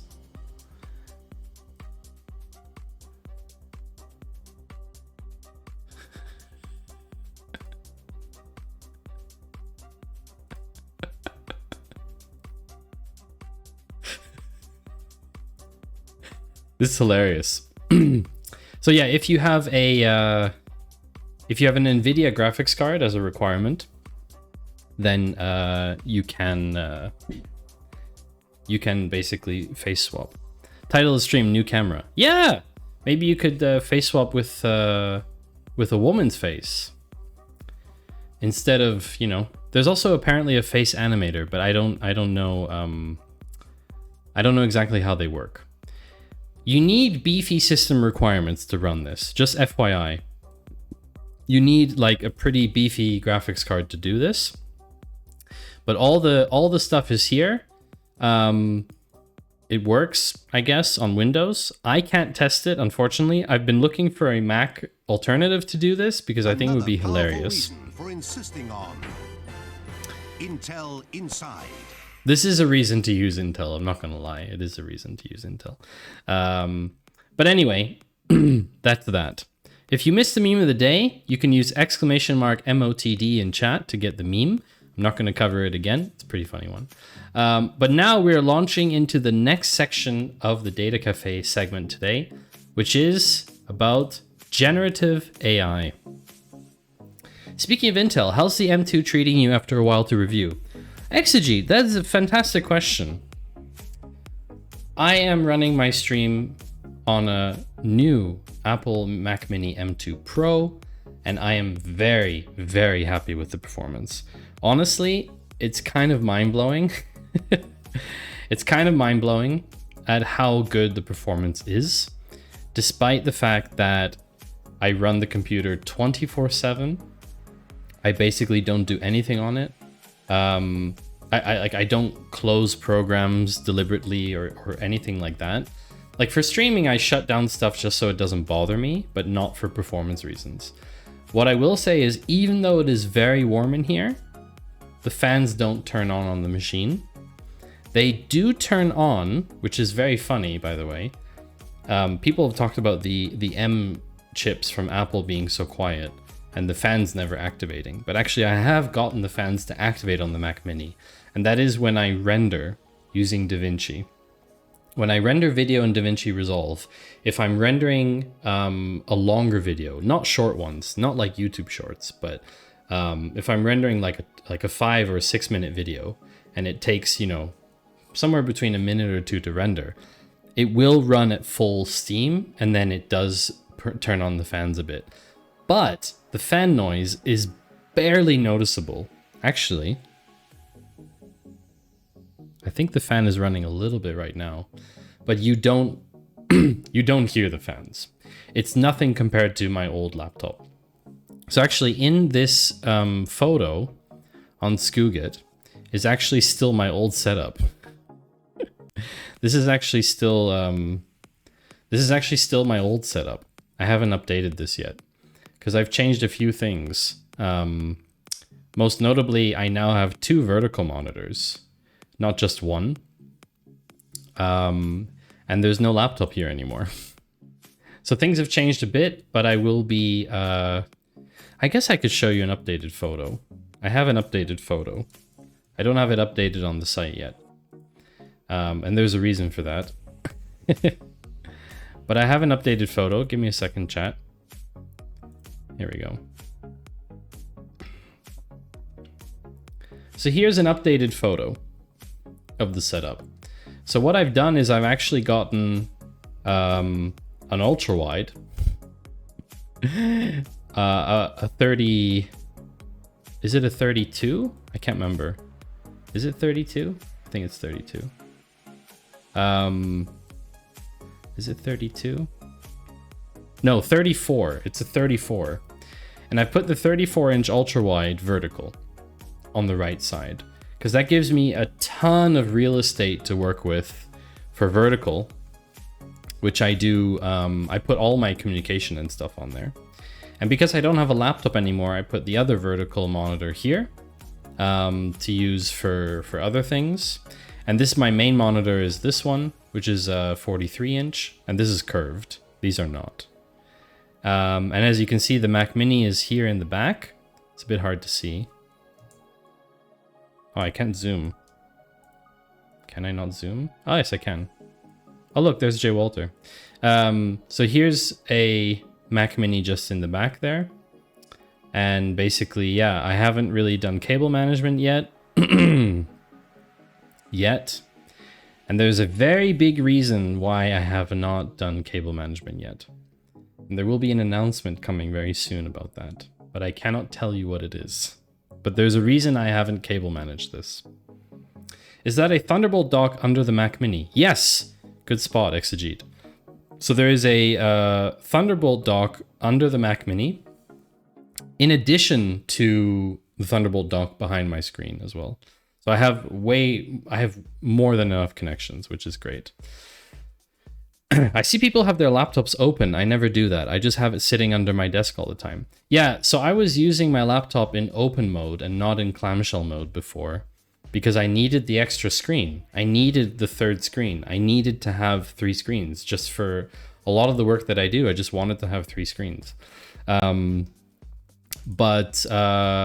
when I stopped using the laptop and went to 2 screens, and there was like this gap here on the left, it was really, really uncomfortable. You just buy another monitor. See, I wanted to avoid doing that. That's the thing. I didn't want to have another monitor there when I have a perfectly good laptop screen there. But yeah, I understand. I need the screen too, but it's my 4th. Will you be getting paid to collaborate on Velcro strips? No, it's a lot more significant than that, I would say. But yes, it has something to do with money. So let's start with the generative AI segment of the stream. Google rebrands AI tools for Docs and Gmail as Duet AI. This is the answer that Google has to Microsoft Copilot. Basically, they are adding AI to Google Docs. Chat, we're finally getting kickbacks for trolling. Nope, not happening. I print holders to place all my desk stuff. You do, Fractal?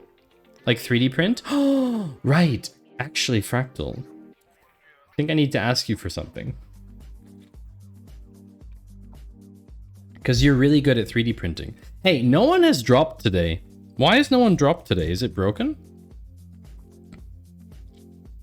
Oh yeah, that's broken too. Cool. It's because I updated.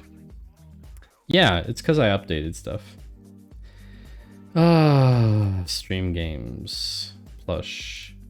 Refresh. Don't everyone drop at once. Garbage. Q drop.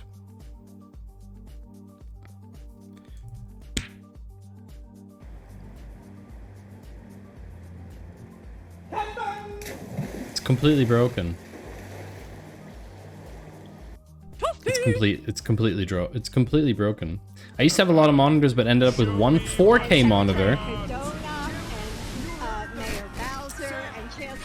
Oh, Pixel Plush. What is this?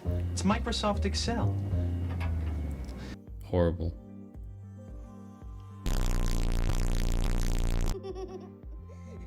Another powerful reason for insisting on Intel Inside.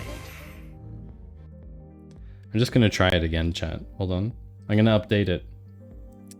Stream games. Pixel Plush.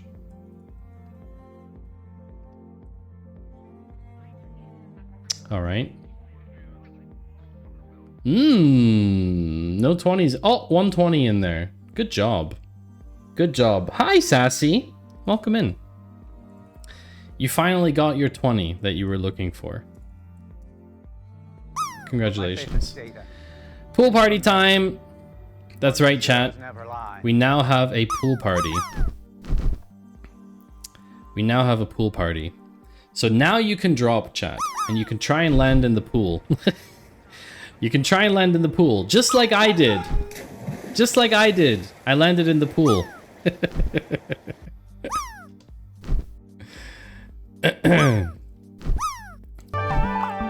Oh, here we go. Quesnock is already in the pool. Oh, Forex got knocked out of the pool. Josh got knocked out of the pool. Oh no. Oh no, bits are flying around. Oh no. Working on my website a little bit. If you want these glasses, Tim, you can actually make them yourself. These two caged me away from the pool. Order It happens. some clear round frames from Amazon, and then you can make them yourself. Oh, we just got time warps, didn't we? Oh boy, that is wow. Okay, that is that's quite a time Didn't see warp that there. coming. Thank you very much, whoever that was. I heard the sound. Woo! First and first again. Quesnock, you're doing pretty well today. 29 degrees.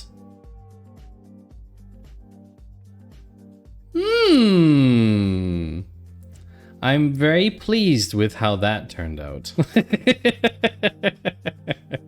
I am very pleased with myself. I think that worked. I think that worked very well. Thank you, Rockmat, for redeeming a time warp. It's always good. It's always good to go back in time.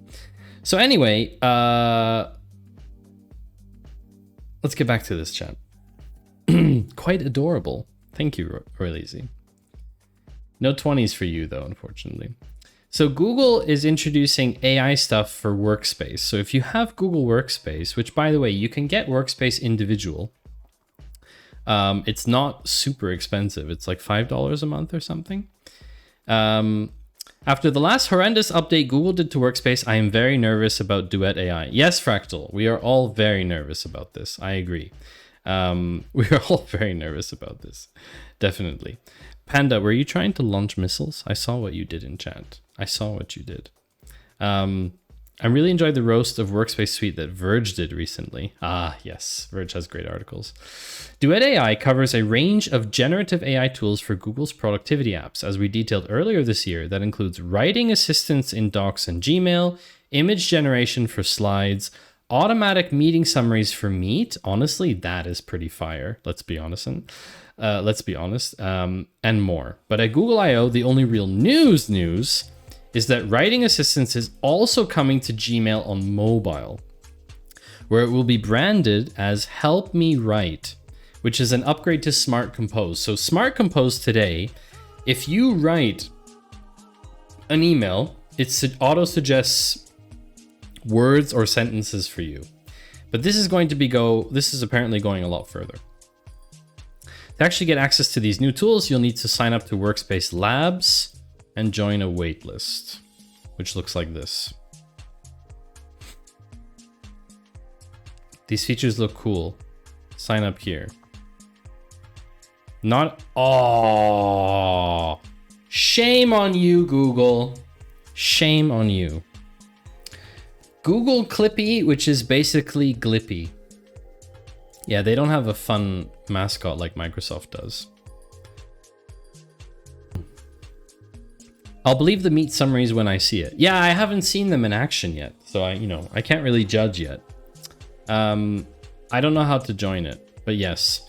Write in Gmail, now available on your phone, Workspace Labs, Gmail contextual responses, generate images from text with Google Slides, organize complex projects in Google Sheets, intelligent classification in Google Sheets, custom backgrounds in Google Meet. Oh yeah, we all want custom backgrounds.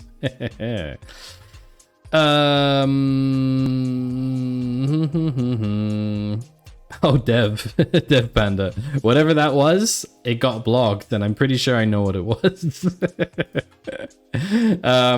Speaking of, I just got into the demo of Dino KV. I don't know what that stands for, Exegete. I just want them to fix the raise hand button being too close to the emoji button. Yeah, that's true. I miss Microsoft Teams every single day. I do not enjoy Microsoft Teams. Oh, you self-blocked it, Dev Panda. Okay, that's very good. It will only work in Canada. It will only work in the US, because apparently only the US exists for Google. All the new stuff always comes to US first. But anyway, Google Sidekick. So apparently they're bringing out a feature. This is what I found interesting. So in addition to Duet, or it's like a feature called Sidekick, the future of collaboration with AI. In appearance, it looks like a side panel that's able to analyze the document you're looking at. Google promises that it will not only be able to answer queries about content, but also suggest its own. So for example, if you're writing a story, it might suggest that you generate some images to illustrate it. In another example, the user is writing an email about an upcoming potluck. Not only does Sidekick analyze the contents of the email chain, but it looks at linked documents, in this case a list of dishes being served, and is able to suggest a good accompaniment. So this could be cool. This could be very cool. This could be very cool. We all want a Clippy from Google, of course. Don't they have a huge site in Zurich? They do. Yeah, they do, Pan Spinning Kids. I'm pretty sure you do. It's in front of my office. Wait, Pan, are you from Zurich? That's amazing. We should totally meet up. Or do we know each other? Wait, do we already know each other? Do you know who I am? Do I know who you are?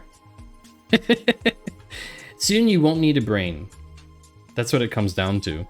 You won't even need to think of a dish to bring to a potluck. Baffled says, does anyone really know anyone? Very deep, Baffled. Very deep. Wow. Lots of fun data protection and anti-AI stuff going on in the EU. Yeah, that's true, DevPanda. That's very true. That's probably why it took so long for ChatGPT's app to finally get approved in Switzerland, which happened today, by the way. I'm living in Lugano now. No, I don't think we've met. Oh, I see. Pan Spinning Kids, okay. My parents live in the Italian part of Switzerland. They live a little bit outside of Lugano, actually. So yeah, Google's bringing out some cool AI stuff. But the AI race is heating up even more, like the summer. Palm 2. He forgets the joke.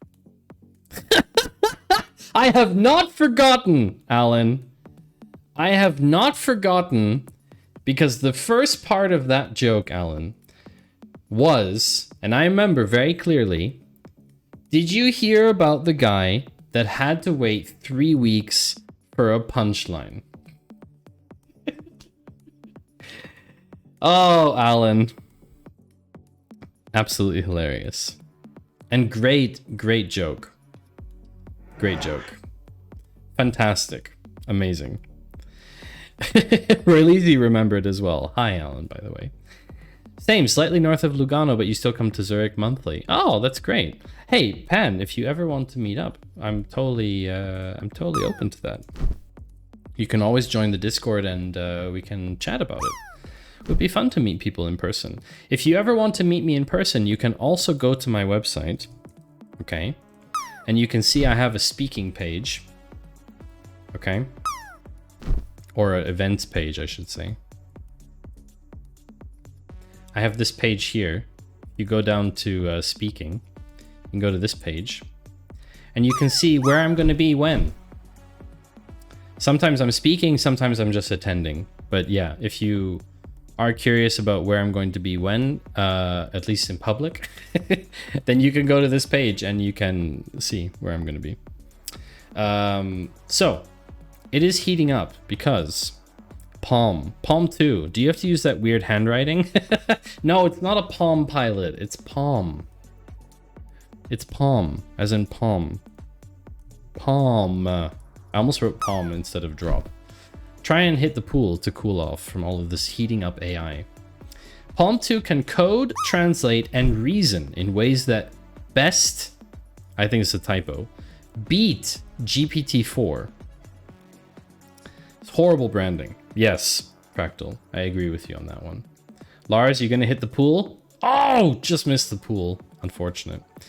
So the thing is, Google announced Palm, which it says is better than GPT-4. Is this true? Who knows? This is one of the examples it gives. On a shelf, there are 4 cars. A green car, a blue car, an orange, and a yellow car. The green car is to the left of the yellow car. The yellow car is the second from the left. The blue car is the rightmost. What is the car order? Please think step by step.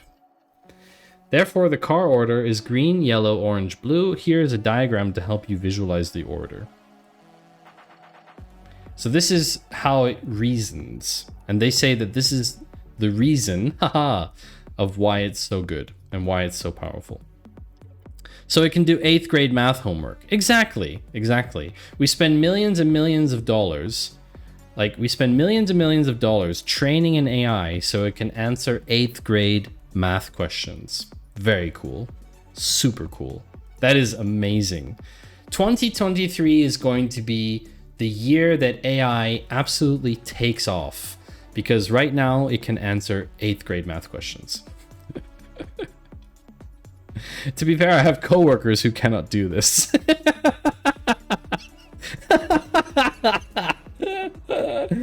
Neither can I, Fractal.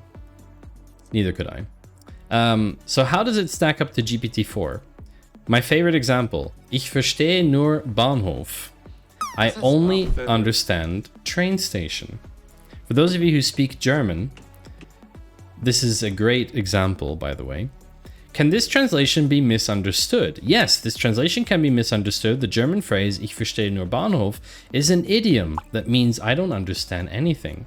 It could be misinterpreted as meaning I only understand train stations. What is this? It's Microsoft Excel. You almost failed 8th grade math, so I shouldn't say anything either. Graffiti was the best stylus? Yeah, I actually liked graffiti a lot. I can't wait to be gaslit by my spreadsheets. Oh yeah, purple. That's going to be great. It's like, have you seen that you made a typo on line 8?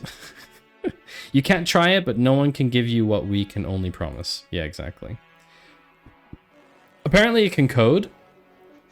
Can you fix this code with a bug and add line-by-line comments in Korean? I can't tell you whether this is right or not. Also, Quesnok, congratulations on the landing. Because I don't read Korean, so I don't know how to validate if this is true or not. So it's like, yeah, apparently it's really good, and just believe us. Thank you. Bye. You know. Can you write Twitch API auth for me? Actually, you can just use lurk reveal, Alan. So if you go to my project lurk reveal, you can just use this. It has a whole API auth flow in it for a Twitch app. So there you go. You could just use that. Last month, Mrs. Singularity bought a Sylvester Stallone pillow and put it in the middle of our bed. Since then, things have been rocky between us. I was waiting for it. I was waiting for it. A Sylvester Stallone pillow causing rocky between you and your wife. Hello, finite singularity. That was over the top and hilarious. Over the top and hilarious. Speaking of the AI race heating up, Stability AI has released Stable Animation SDK, a text-to-animation tool for developers. Thank you, Karen. How do you do, Maddie? Finite. I'm really warm, actually, today. For whatever reason. It is exactly the same temperature as usual in here, but I find it very warm today. But otherwise, I'm doing very well. I hope you enjoyed your stream earlier, Finite. I had a good time lurking in the stream. Let's watch a video. Let's see how cool this is.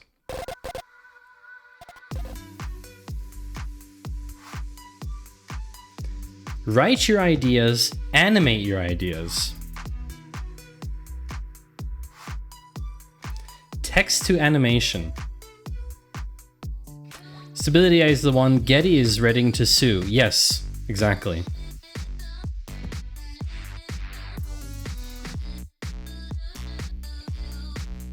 It's probably gonna get DMCA'd too, but such a fine, it's a good track.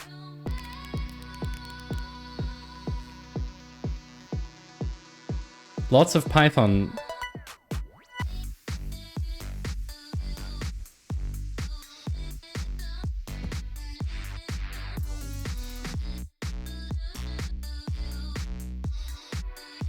It would be very ironic if it got DMCA'd, yes.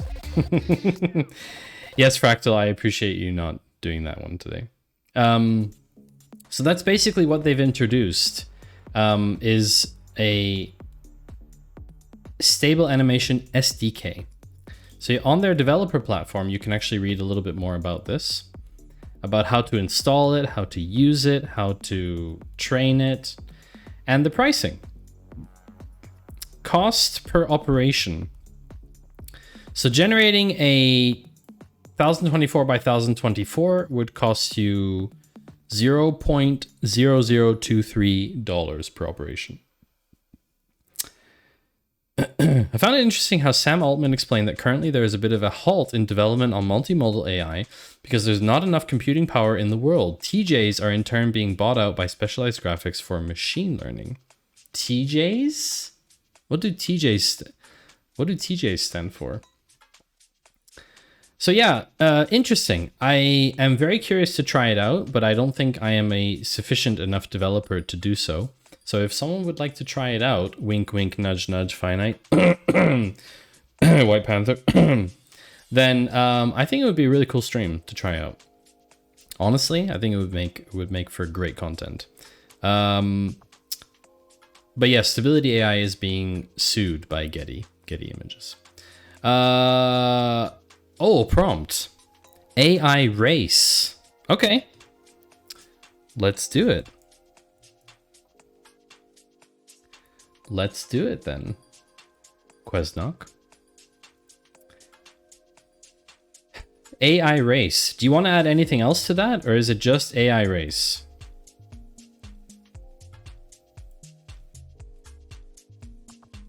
AI race. You don't want anything else in there, Quesnock? If someone in chat has something to add. Chat, would you like to add anything to this prompt that Quesnock has provided? So far, it just says AI race. But I'm open to suggestions, of course. With owls. Okay. Would you like to add anything else, chat? I couldn't think of more, but I think it would be on topic. Yeah, you never know what you're gonna get. That's the thing, right? I'm not sure what we're doing. We are generating a prompt in DALL-E, so let's find out. Thank you for the bit, Ian. I appreciate that. Also earlier, I didn't thank you for that, for the bits earlier. AI race with owls. That's very interesting. That looks like planes. Not owls, but okay.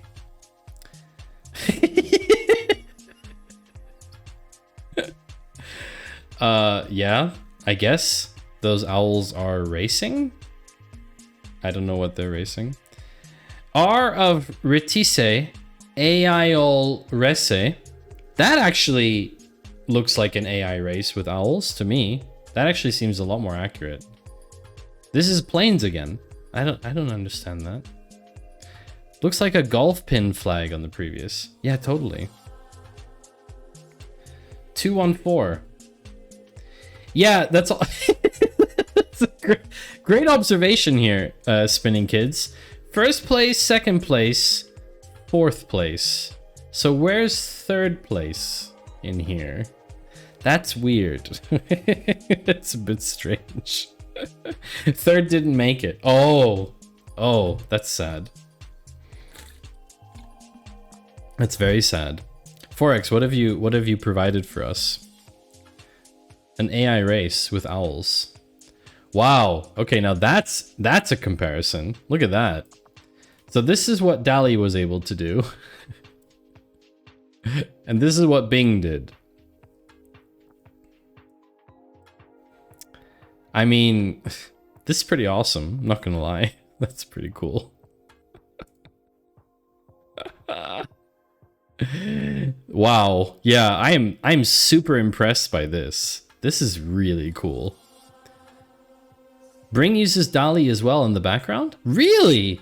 Wow, crazy. That's so funny. The owls are super intense. Those are crazy intense owls. But I mean, look at the level of detail. It's really cool. I like it. Thanks for sharing, Forex.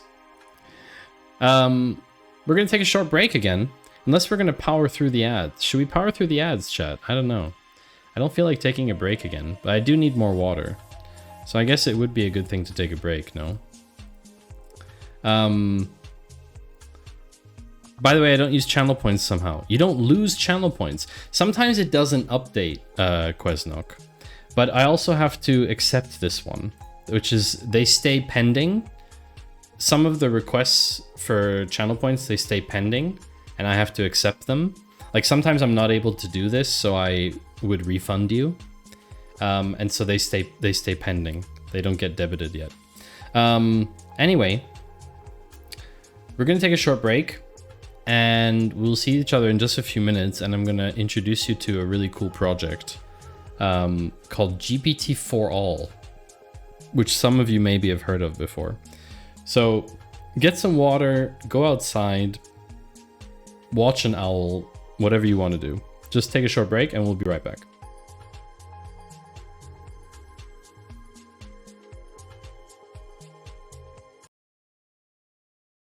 You can DM me on Discord if you want. I won't say no. And yeah, Slashy told me it was a bad idea, but of course I didn't listen to Slashy, because Slashy's only right part of the time. So I was hoping Slashy wouldn't be right this time. I have a surprise. I thought SQL was pronounced Postgres is better. All I know about SQL is that right join is the best join, and that's a fact. What? How? Wait, so it was you streaming on your channel? How weird. Such a weird thing. Sorry, I was just closing my pockets. They have zippers, and when they're open, it annoys me. I don't know why I just told you that, Chad. See, streaming makes your brain go like... That's funny. That is what this scene is all about being in the classroom. As you may notice, the clock on top is actually my local time. Stuff to the side projects. I need to add datiddle and the SRT CSV parser. And I need to add a stories section. Oh no. It's 180 again, isn't it? I was not prepared again. I was totally not prepared.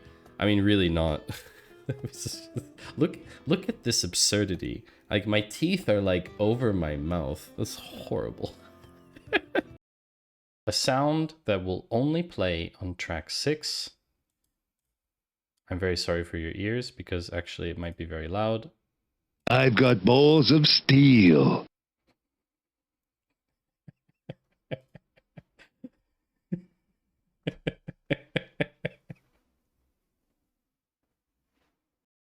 I always dress like this. This is what I normally wear. Garbage. 26 ways that you can earn passive income in 2023, and then 25 of them require you to have $250,000 from your dad, who gifted it to you when you were 16, and you decided to put it into some pension fund, and then you have like $250,000 to spend on real estate, and whoop-de-doo, now you can earn passive income from your real estate. But you needed the freaking $250,000 in the first place to actually make passive income. So it's like all of those articles are just debating you. They're terrible. And yes, the best passive income is to make articles about making passive income. Oh. Clip. Wouldn't it be funny if it Oh came wow, up? look. Played the same meme at the same time. Ah, good old Clipception. Welcome back, chat. Good to have all of you here. Let's dive right back in. If you want to know that I'm back, is today's audio tone to let you know that we are live again. Because apparently it is difficult to tell when I'm back because of clips playing. I don't know. Someone said that once. Guess what, chat? There is something called GPT for All. This is indeed live. You are watching the live stream. GPT for All is the local chat GPT for your documents for free. you can install GPT-4All on your laptop and ask the AI about your documents. And even better, it runs on CPU only. So there's this whole article from Fabio about Fabio Matricardi, who I believe is Italian, about training, in a way, giving GPT-4 knowledge of your documents. The clips are quieter than live. Yeah, that's true. Sounds interesting. I'd love to try that with my Obsidian Vault. Ooh, Manny, that would be very cool. I would love to know the result of that. Purple, you're skeptical about this, but why? Why are you skeptical? This is what happens. You have all of your documents, it stores the embeddings, puts them in a vector database, and then you have a similarity search, which is a question and the context and your prompt, right? It works. What you do to do this, you load the model, you use what's called LangChain to retrieve your documents and load them. You split the documents into chunks that are digestible by the embeddings. You use something called FAISS to create vector database with the embeddings. You perform a similarity search or a semantic search on the vector database based on the question that you want to pass to GPT-4All. And this will be used as what they call context for the question. And then you feed the question and the context to GPT-4All with LangChain and you wait for the answer. Mostly the hardware requirements. It is only CPU. CPU only. Does it report home? I don't think so. I don't think so. But of course, welcome back, chat. Good to have all of you here. Let's dive right back in. If you want to know that I'm back, is today's audio tone to let you know that we are live again.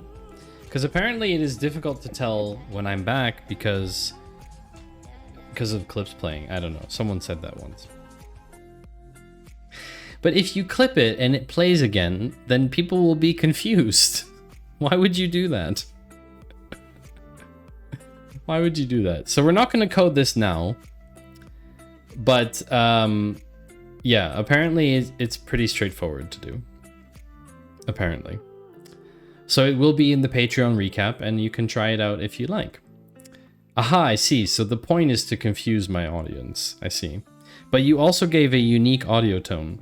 That's true.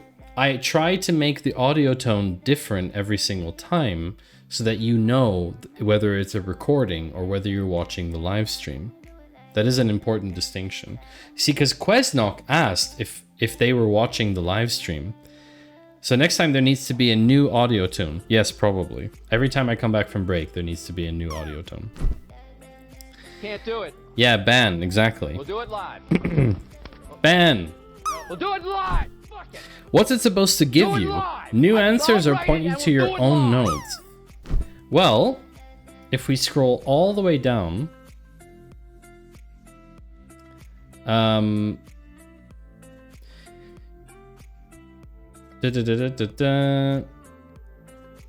where's the prompt?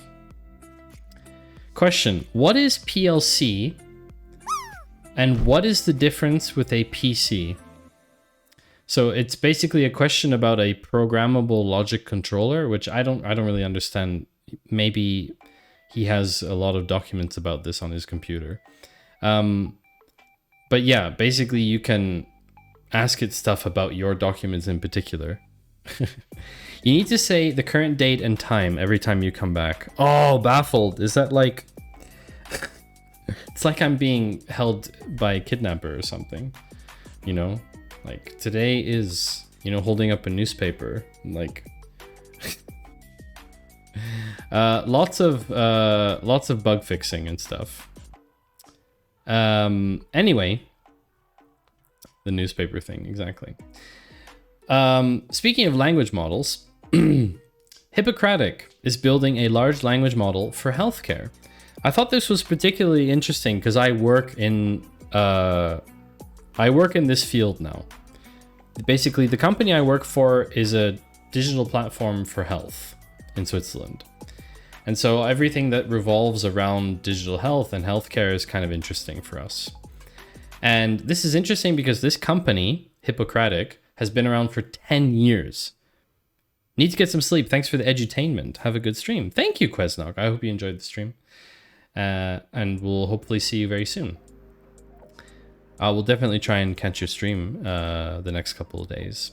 The news what? Yeah, newspaper. Newspaper. The thing they used to print, you know? So, Hippocratic AI emerged from stealth. This was a couple weeks back, May 16th. 50 million in seed financing, and a valuation in the triple-digit millions. Healthcare, a lot of money in healthcare. Now, what's interesting is that they are building a large language model since over 10 years, but they are building what's called a safety-focused large language model designed specifically for healthcare. So not a general purpose large language model like GPT-4, like ChatGPT or Bard, right? But a specific LLM for a specific use case. And essentially, what is really interesting is two things. One, their mission is to develop the safest artificial health general intelligence. That is like their mission. And second of all, is that it isn't focused on diagnosing. So this isn't, these are my symptoms, tell me if I have cancer. This is the tech that is helping to explain why certain things are a certain way. So for example, explaining benefits and billing, or providing dietary advice and medication reminders, and answering pre-operation questions and onboarding patients and delivering test results that, you know, are totally fine. And I think that's really interesting that they're taking an approach that is a large language model, but not for diagnosis, right? In the US, they tried to replace an AI-assisted support line for people suffering from anorexia. For a week, a chatbot told people they were fat and should lose weight. Yeah, I read that. And this is really good. I agree, Baffled, because diagnosing would be a train wreck. When you read about stories like that, Forex, like Forex has said, right, where you just replace humans for a job that is sensitive, right? We know that it's not going to work. So they've been doing this for 10 years. 10 years they've been working on this.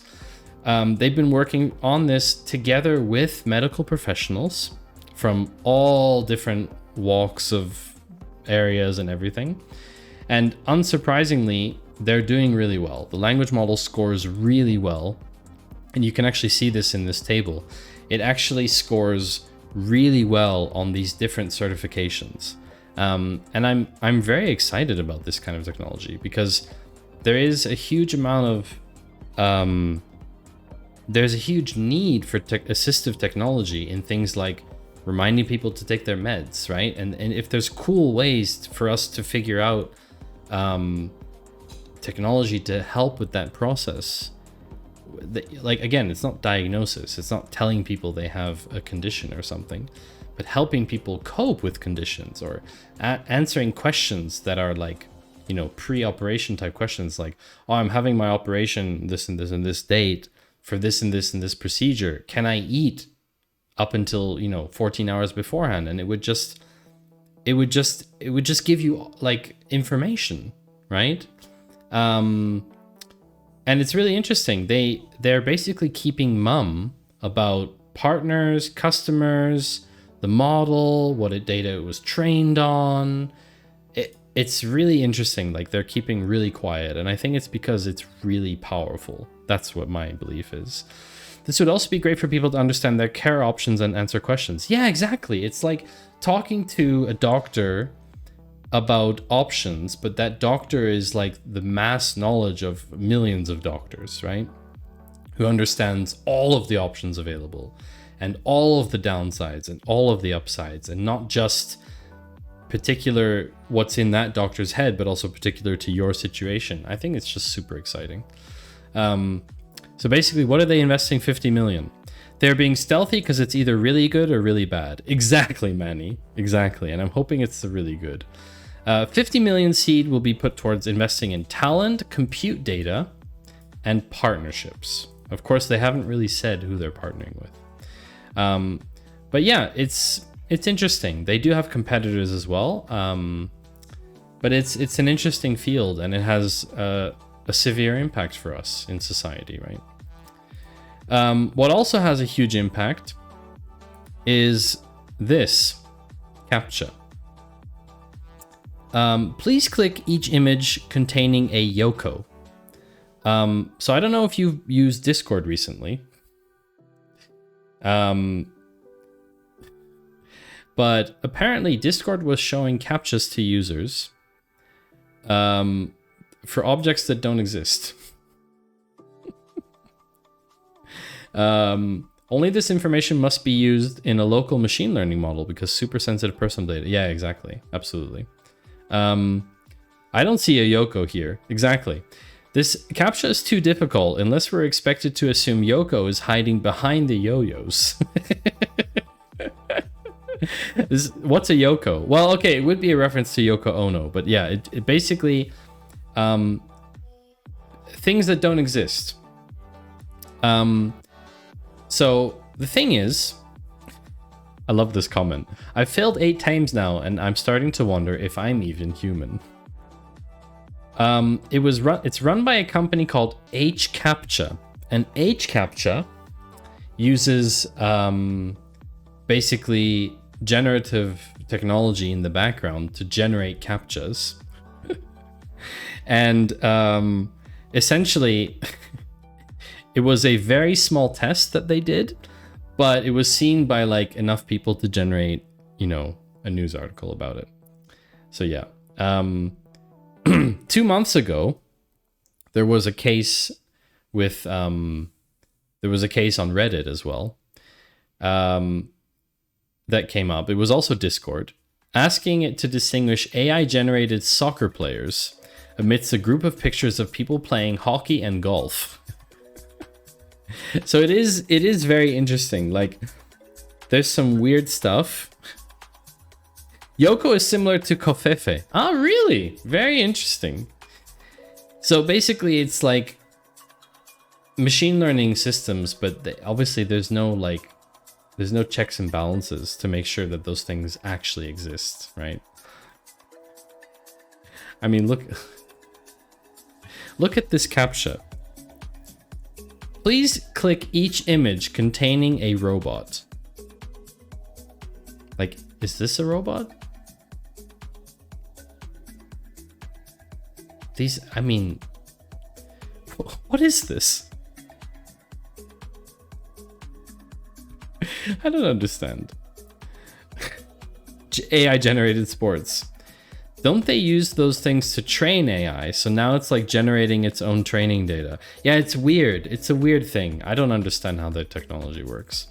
And this whole heating up of generative AI is only underlined by the following PDF.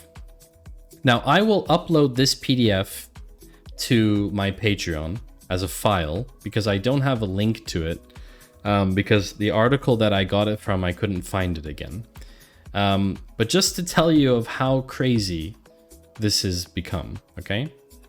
This is the file, okay? It's a PDF, a 1-page PDF of all of the generative AI tools in existence. Well, maybe not all of them, but a lot of them.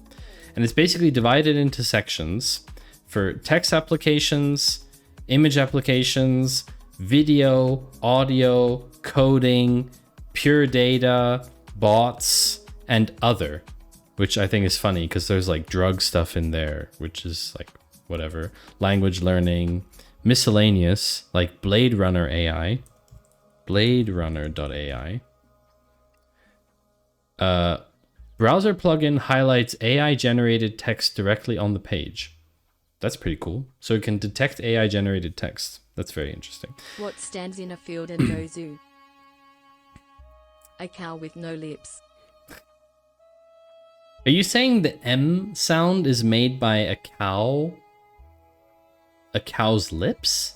Moo? So if they don't have lips, they just say ooh? Finite? Is that true? Yes, and there's the site called Future Tools, which is basically a search engine for AI tools. That's exactly what you're saying. Do cows say moo in all languages? Well, let's ask ChatGPT. Why not? Ugh, expired. Come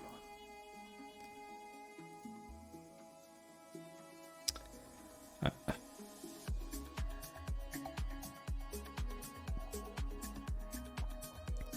Let's ask ChatGPT. Why is it not working? There we go. Do cows say moo in all languages? While moo is commonly associated with the sound cows make in English, the sounds attributed to animals can vary across languages. In different languages, cows are often associated with different sounds. For example, in Spanish, the sound a cow makes is typically represented as moo. In French, it is me, and in German, it is moo. These representations are based on the phonetic interpretations of the sounds produced by cows in different cultures. Okay. More obscure examples of other languages. Certainly. Japanese, the sound of a cow is often represented as moo. In Dutch, it's called beu? Bowie? What? Very interesting. In Italian, it is represented as moo. Russian, it is pronounced as mi, mu. Ammu. Korean, ammu. That's funny. Finnish, ammu as well. Interesting. Turkish, how do I pronounce that? Mö? These are just a few examples. There are likely many more variations. More variations that deviate strongly from moo. Oh, in Hebrew, the sound of a cow is often represented as shor. Oh, interesting. Okay. Hungarian, it's boo. In Thai, it's o-o. It's o-o. Ah, boo in Dutch. Thanks, Lars. In Hindi, it is represented as hamba or amba. In Greek, it's mu. Portuguese, it's mugir or mu. In Swahili, it is mu or muha. Very interesting. In Spanish, it's elmu. The cows in Thailand have no lips. You're probably right. That's what the joke should have been, Finite. So we've learned about cows making different sounds in various languages. So there's a new thing here. You can actually share this link with the conversation. That's cool. Very cool, ChatGPT. Thank you so much. Very interesting. So anyway, yeah, so there's this infographic that I can share with you all. And there's this website where you can also see all these cool tools. And more, probably. I think there's way more. How many do they have now? I don't even know. Matt Picks. Oh, it says here, wait. 1,705. Okay, that's way more than on the PDF. For sure. The infographic looks like the CNCF. What is the CNCF? I don't know what that is. Anyway, we are coming into the next section of today's show, which is the section of startups and tech. So, Google has launched something. I don't know how exciting it is. The police just knocked on my door and claimed that my dogs, yes, Ollie and Roscoe, are chasing people on bikes. I told the officer this can't be true. Roscoe and Ollie don't even own bikes. Are you saying the police got it wrong, Finite? Are you saying the police got it wrong? Google launches table clones for BigQuery. This is pretty cool. So basically, Google has given us the ability to clone a table. In the upper right corner in the infographic, it said DataCamp. Yes, it was produced by DataCamp 4x, but I couldn't find the original article where they produced it. Anyway, the function was already in preview, but there's a restriction, blah, blah, blah. You only have to pay for the data storage within the table clone that is different from the original base table. This is very important. You only pay for the difference. You don't double pay for a table clone, which is pretty cool. So other than the billing message for storage and other metadata, a table clone is similar to a standard table. You can query, make a copy, or delete it. So this is what a table clone looks like. CNCF is Cloud Native Computing Foundation. Oh, interesting. Cool. Okay. I didn't know that. 30 degrees.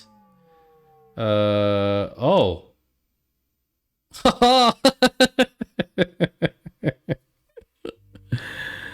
Oh, it's zooming in on my face. That's so weird. That's very impressive. 30 degrees. That's very impressive, XG. Thank you so much. Yeah, you have to, the enhance has to be better timed for that.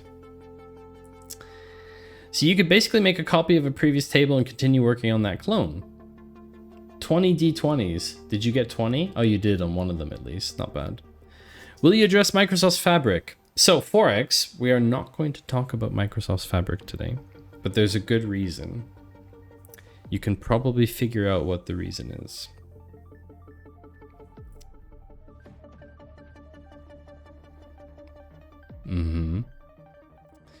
So yes, so basically you can snapshot, or you can have like a versioning logic in your data processing, but basically you can just make a copy of a table and work on the clone. It's really cool. And you can use the previous table as a snapshot and the new one as analysis, and you only pay for the difference. Non-disclosure agreement. No, Baffled, that's not the reason. That's not the reason. What do I like doing, Baffled? And chat, what do I generally like doing on my streams? Not on Data Cafe streams, but on Monday and Friday, Monday and Thursday streams. Thank you, Steffi. You talked to Microsoft engineers last week. Sponsored streams, yes, I like doing sponsored streams. However, I am doing not a sponsored stream with Microsoft. That would be pretty insane, to be honest. I don't think I'm at that level, let's be honest. However, I know someone who is gathering feedback. Thank you, Exegete. Gathering feedback on Microsoft Fabric. And I told that person that I will do an entire stream on Microsoft Fabric. Because it deserves it. It deserves it because Microsoft Fabric, and this is the only thing I'm going to say about this right now.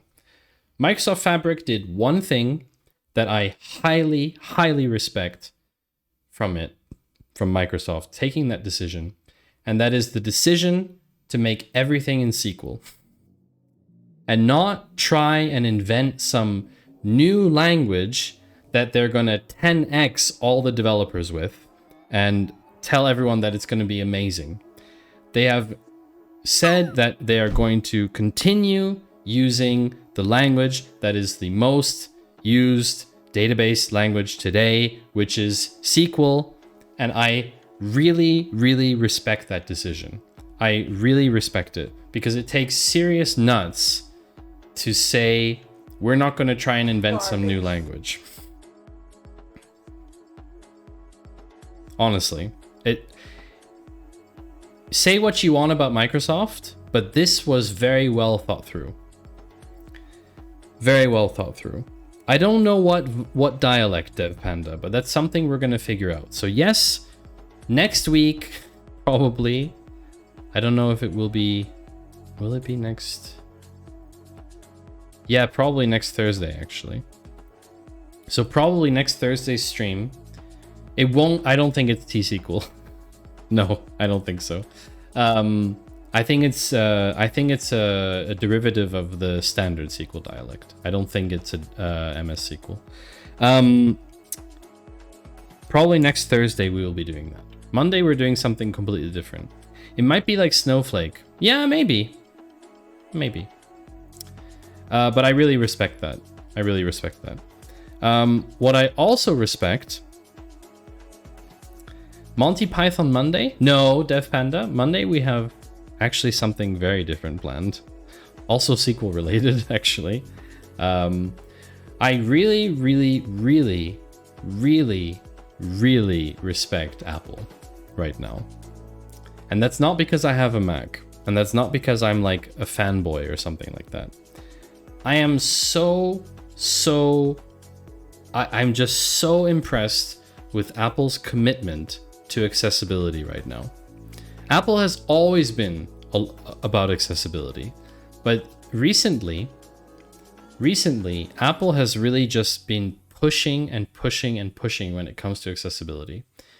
Apple has now started to preview a new feature that allows you to have customized text-to-speech voices. Okay? This is called assistive access. It is designed for people with cognitive disabilities. It streamlines the interface, focusing on making it easier to talk to loved ones. For example, the phone and FaceTime apps get merged into one app. The design is also changed by having like large icons and increased contrast and all that stuff. And as part of Magnifier, for example, blind and low vision users can use their phone to locate doors because it uses the camera to scan. And now they're introducing something called Point and Speak, which uses LiDAR to help people interact with physical objects. This is insane. This is absolutely incredible, really. It's just so impressive. Like, interact with a microwave and just like stuff that doesn't have Braille, for example, right? And personal voice. So this is the one. This is the one that I'm really excited about. It creates an automated voice that sounds like you rather than Siri. The tool is designed for people who may be at risk of losing their vocal speaking ability. To generate a personal voice, the user has to spend about 15 minutes reading randomly chosen text prompts. Then, using machine learning, the audio is processed locally on your iPhone, iPad, or Mac to create your personal voice. It sounds similar to what Acapella has been doing with its My Own Voice service, which is like another assistive service. And basically, this custom voice data stays local. It never leaves the device. It doesn't even connect it with Apple ID, apparently. And personal voice is essentially a way for you to hear your own voice later after you may have lost your own voice, which I think is really interesting to think about. Even in Microsoft Fabric, they simplified the SQL. Just only right join and no other joins. No! No. I hope that's not true. I'm not a fanboy. He typed on his MacBook Pro, auto-corrected on his iPhone, reviewed on his Apple Watch, and sent from his Mac Studio. I don't have 3 of those things. So yeah, I'm very excited about this because I could create a personal voice of myself on my Mac, and we could actually possibly in some way get text-to-speech redemptions from Twitch to use my personal voice. So it's read out by my like virtual twin. But anyway, I'm very interested. I'm really interested to see that. But I'm just super impressed with Apple investing so much time and effort and money into developing these accessibility features like custom voice and using LiDAR to help people find microwave buttons. And it's just so nice to see a technology company doing that. It doesn't excuse all the bad things, of course not, but it is really nice to see a technology company investing in things like this. Hadn't we already had voices from beyond the grave? Yeah, maybe. Maybe. But I think it's a bit different. I don't know if it's a bit different or not. Maybe. What's also interesting, how many of you, so speaking of SQL, how many of you have worked with Timescale DB before? Timescale has launched a new version of Timescale DB. And actually, they've summarized it like the following. We used to be a database company with a cloud product. Now we are a cloud company with a database product. So I don't really understand this. Apparently you have Timescale Cloud, which is their cloud product, is now just called Timescale. Timescale DB will continue as our open source Postgres extension for time series and is a key part of the Timescale offering.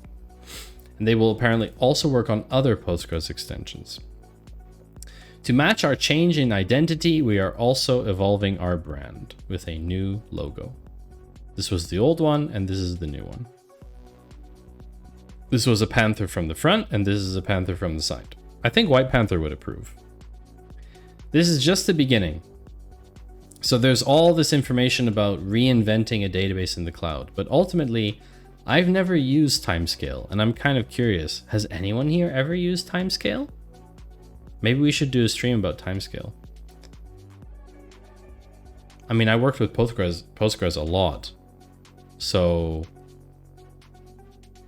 I don't know. Could be kind of cool to work with Timescale. Should we do a Timescale stream? Should we ask them to sponsor it? Timescale, or if anyone from Timescale is reading this, sponsor me. I'm happy to do it. I'm happy to do a sponsored stream. Anyway, so I just wanted to include that in here. It's not a big thing, but yeah. So Microsoft Fabric. So I'm not going to go into a lot of detail about Fabric, but yes, Microsoft Fabric came out. What is Microsoft Fabric? It is very simple. There's a PDF about what Microsoft Fabric is.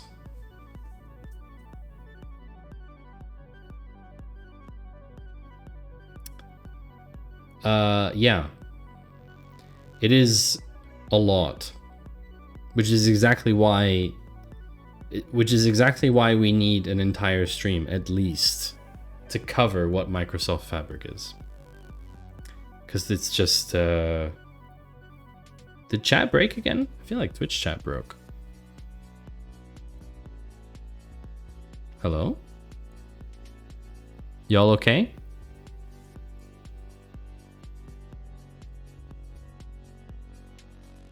When's the stream when you're covering it? So I think, oh yeah, it's fine. All good. I think it will be next Thursday. I think next Thursday we will talk about Microsoft Fabric. Because I told the person who works at Microsoft that is eager to get feedback about Microsoft Fabric, I told them that I would do it ASAP. And so it's coming to the top of the stack, basically. It won't be sponsored, so we can say whatever we want. No, we can say, we can always say whatever we want. Even with sponsored streams, I'm allowed to say whatever I want. I never have a sponsor who tells me I'm not allowed to say certain things. What I do have to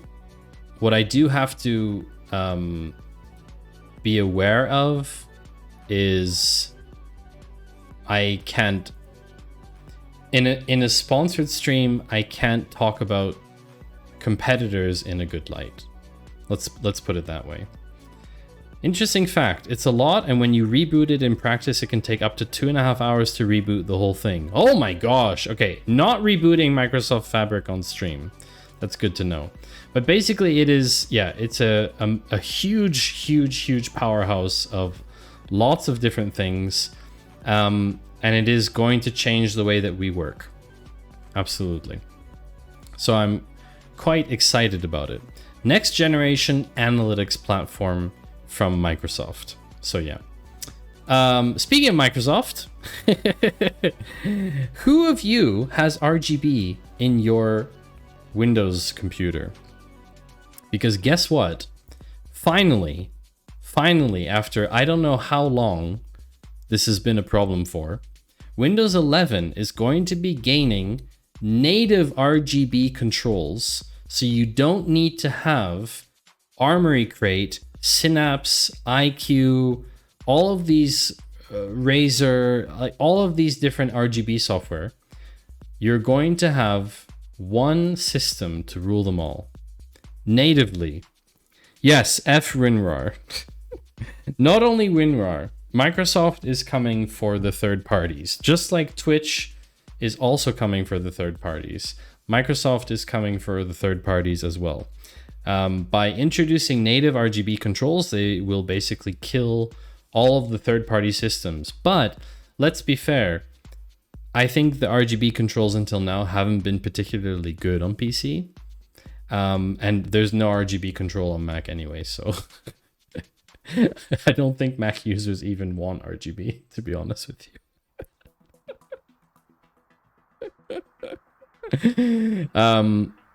So yeah.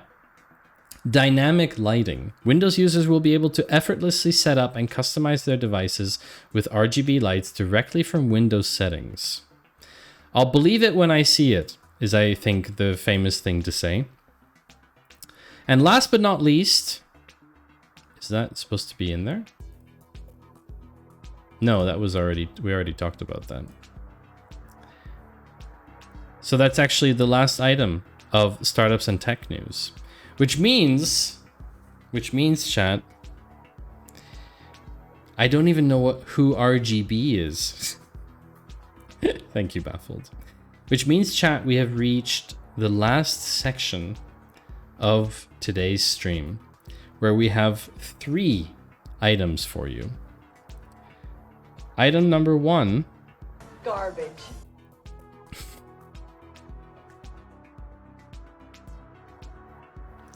I might as well just leave.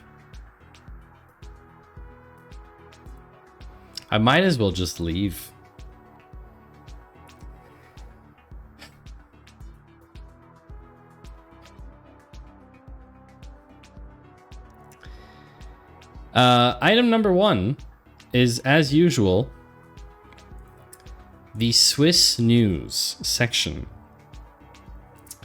And I don't know if all of you have been paying attention to our little tiny island in Europe, but we have a pretty big natural disaster that is going to happen. There is a small village in Switzerland, and when I say small, I say very small, like 400 people, that have been forced to evacuate their home. Okay, it's not an island surrounded by water. It's an island surrounded by land. We're landlocked. Whatever. You know what I mean. I put island in quotes. Air quotes. See? Air quotes. So yeah. Brienz or Brienz or Brienz, depending how you want to pronounce it. No. Basically, this tiny village has been evacuated. And they've been evacuated because of this reason. 2 million cubic meters of rock. 2 million cubic meters of garbage from the mountain above them is set to come loose and crash down to the valley in the next few days. The evacuation order has not come as a complete surprise to the remaining population of 70 villagers.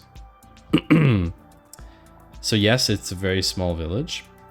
So the rock movement has been accelerating here for a long time, and yet people didn't think they would have to leave so quickly. And it is a very nice place, I have to say. I've driven by a few times. But yes, it is weird. It is a bit weird. So basically, this is a very sensitive area because of glaciers shrinking and global warming and all that stuff. So basically, yeah, it is a real problem. And we actually had an issue in 2017. That's not what happened. In 2017, there was a huge landslide that struck the village of Bondo, which is in the same area. And it buried half the village and killed 8 people. So obviously now they're being a little bit more cautious. That innocent... Oh, see, they say island. Innocent sounding island. See? The Rock did not visit. No. The Rock has not visited yet. This is Memebox that broke, if you want to know. This is Memebox. As usual.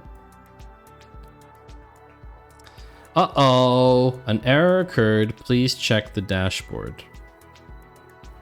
Garbage.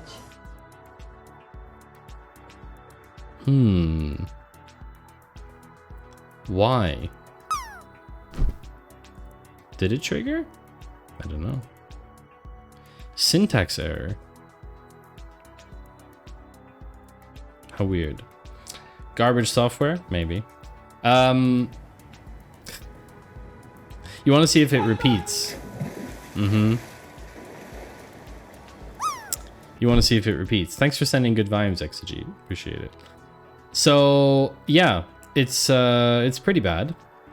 Why this falling rock sign is more important than most. Yes, there's a Tom Scott video about this area as well. And yeah, basically I feel very sorry for this village. But this is a ginormous rock slide that is bound to happen. And the number one question that people asked was, can we not use dynamite? Garbage. Can we not use dynamite to just explode it and cause a landslide? And guess what the answer was, chat? Can anyone guess what the answer was? The answer was, sure we can. We can absolutely do that. We can use dynamite to explode certain areas and cause a landslide. Of course we can. We can 100% do that. However, the insurance company will not pay for the damage caused to the village. Because it would not be considered a natural disaster anymore. If you use dynamite to blow up the mountain, it will no longer be considered a natural disaster. And that is the reason why they have not done it. Because the insurance company would not pay. Humans aren't natural? I guess not. I mean, look at me. Do I look natural to you? Honestly, chat. What is this? When you look at me, what do you see? When you look at my body, what do you see, chat? Do I look natural? Is this natural to you? Is this natural? How did I know that was gonna happen? I'm supernatural, exactly. Dynamite comes from the ground. Yeah, it does. I guess dynamite comes from the ground. No, but it's sort of the act of exploding that isn't considered natural. So yeah. You see a green screen. What? If a llama with 1 L is a holy man in Tibet, and llama with 2 L's is an adorable animal, what is a 3L llama? A 3L? A big fire in Boston. A 3L llama? Big fire in Boston? Huh? If a llama with 1 L is a holy man in Tibet and a llama with 2 L's is an adorable animal, what is a 3L llama? A big fire in Boston. A 3L llama.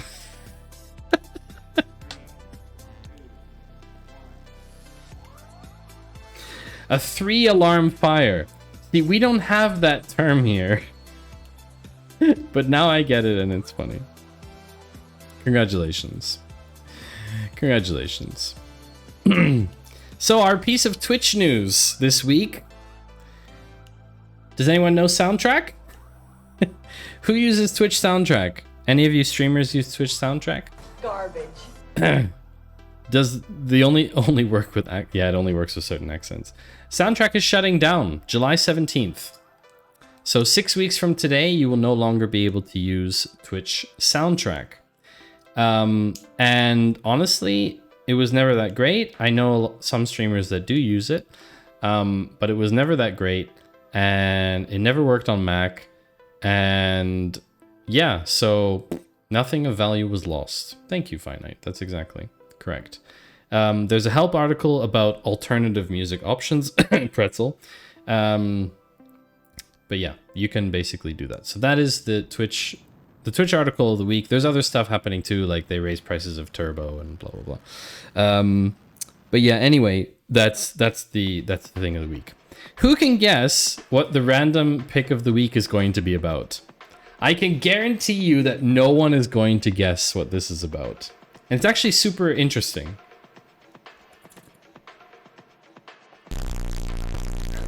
Garbage. Not about garbage.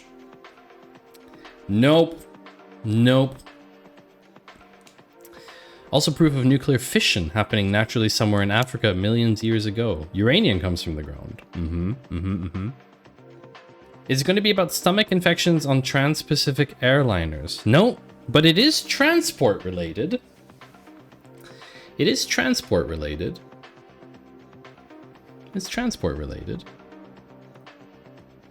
So, you know, you're getting warmer. Do you like trains? I love trains. I like trains. I do like trains. Trains are in general pretty cool.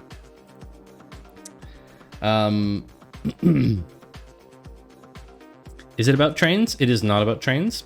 Is it about the new Ducati Aero package? No, it is not about the new Ducati Aero package. Sorry, I was just looking at something.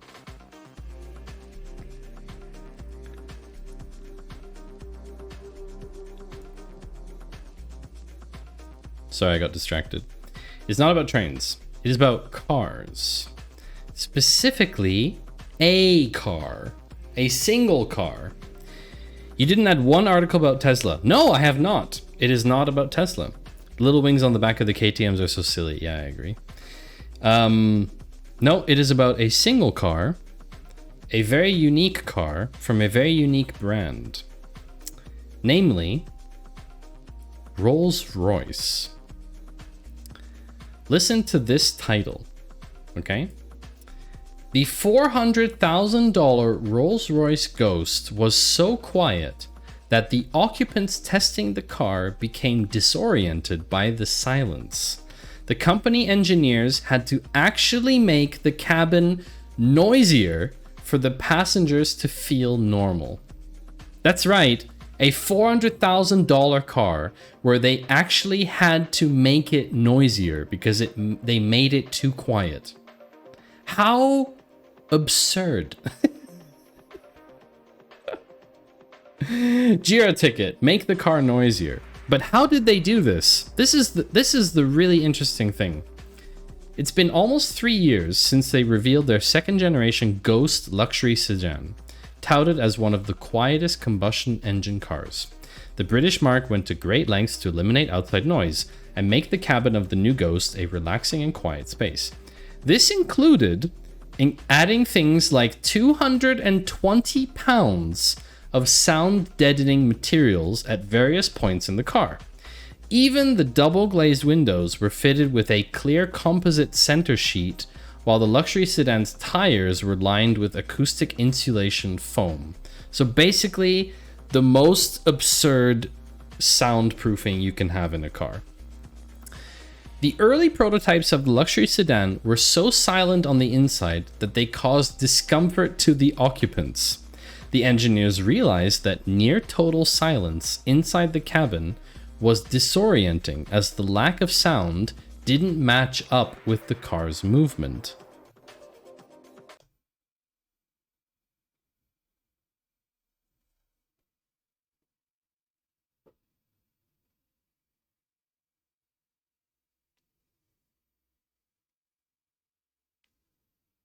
Garbage.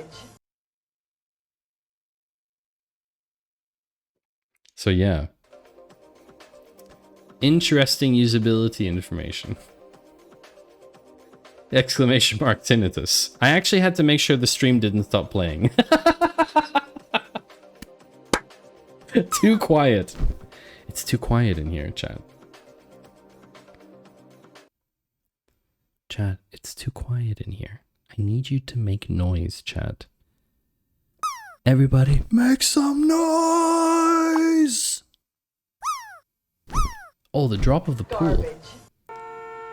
There we go.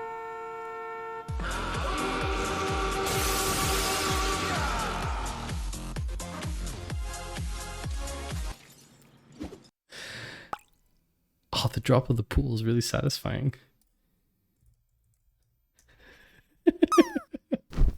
I never realized it made a sound when you actually landed in the pool. Here it comes, chat. Crank up your volume. I might land. Oh no. What a shame.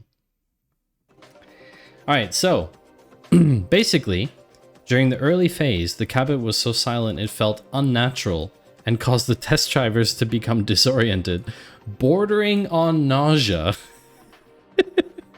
And this is really interesting. This is the interesting part and why I included this article. Adding more sound, making the cabin louder is way more complicated. The sound engineers had to work hard to harmonize various sounds in the cabin that they add up to create a continuous, soft, and soothing whisper.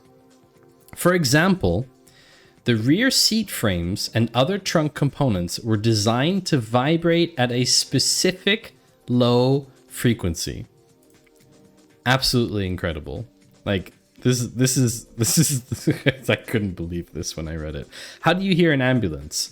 I don't know if it like cancels out ambulance sounds. I guess it's not that quiet in the sense that it's quiet, but yeah, I think, you know, I think it's still possible to hear an ambulance. You know what I mean? Like, I don't think it's deadly quiet. But anyway, couldn't they just play music while driving the car? Yeah, I mean, they can drown it out with music like everybody else does. Anyway, so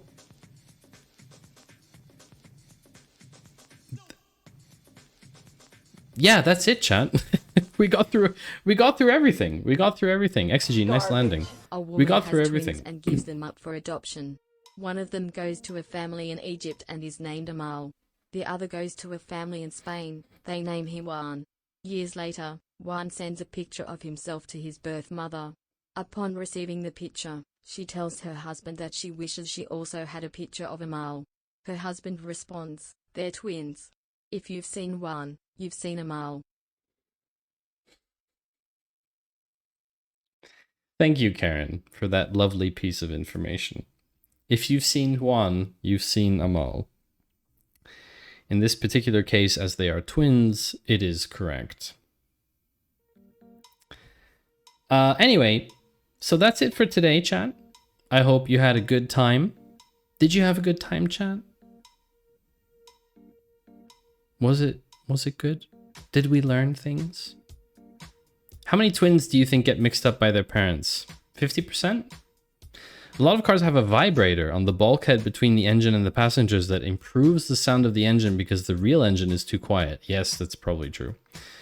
Not necessarily, they could still look different despite being twins. Yes, that's true. Already over. I mean, Rugmat, we got through everything. We got through all the articles. We did everything we needed to do. So it is time to say goodbye and go visit someone else. Tasty. Good night, 4X. Good night to you. And thank you for hanging out with us today. Let's see. Let's see who we can find to raid. Thank you, White Panther, Or whoever gifted White Panther a sub. Thank you very much. No new followers today? Oh yes, we had some new followers. Thank you, Mike and Tada, for the new follows. And thank you, Ian, for throwing bits around. Let's see who we should raid today. I think... Do we want more programming, chat? Do we want something soft? Do we want something better? Oh, thank you, Finite, for throwing a bit as well into the stream. Do we want programming or do we want something a little bit different? I can offer you co-working as well. Better than this one. Shouldn't be hard to find. I should ban you, Steffi. I should ban you. Oh, there's my stream. Garbage.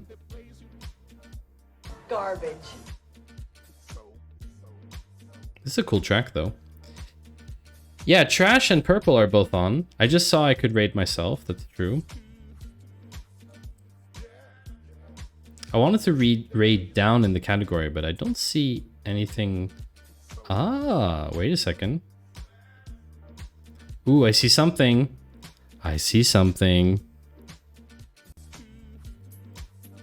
I see something. I see a possibility, chat. But there's no sound.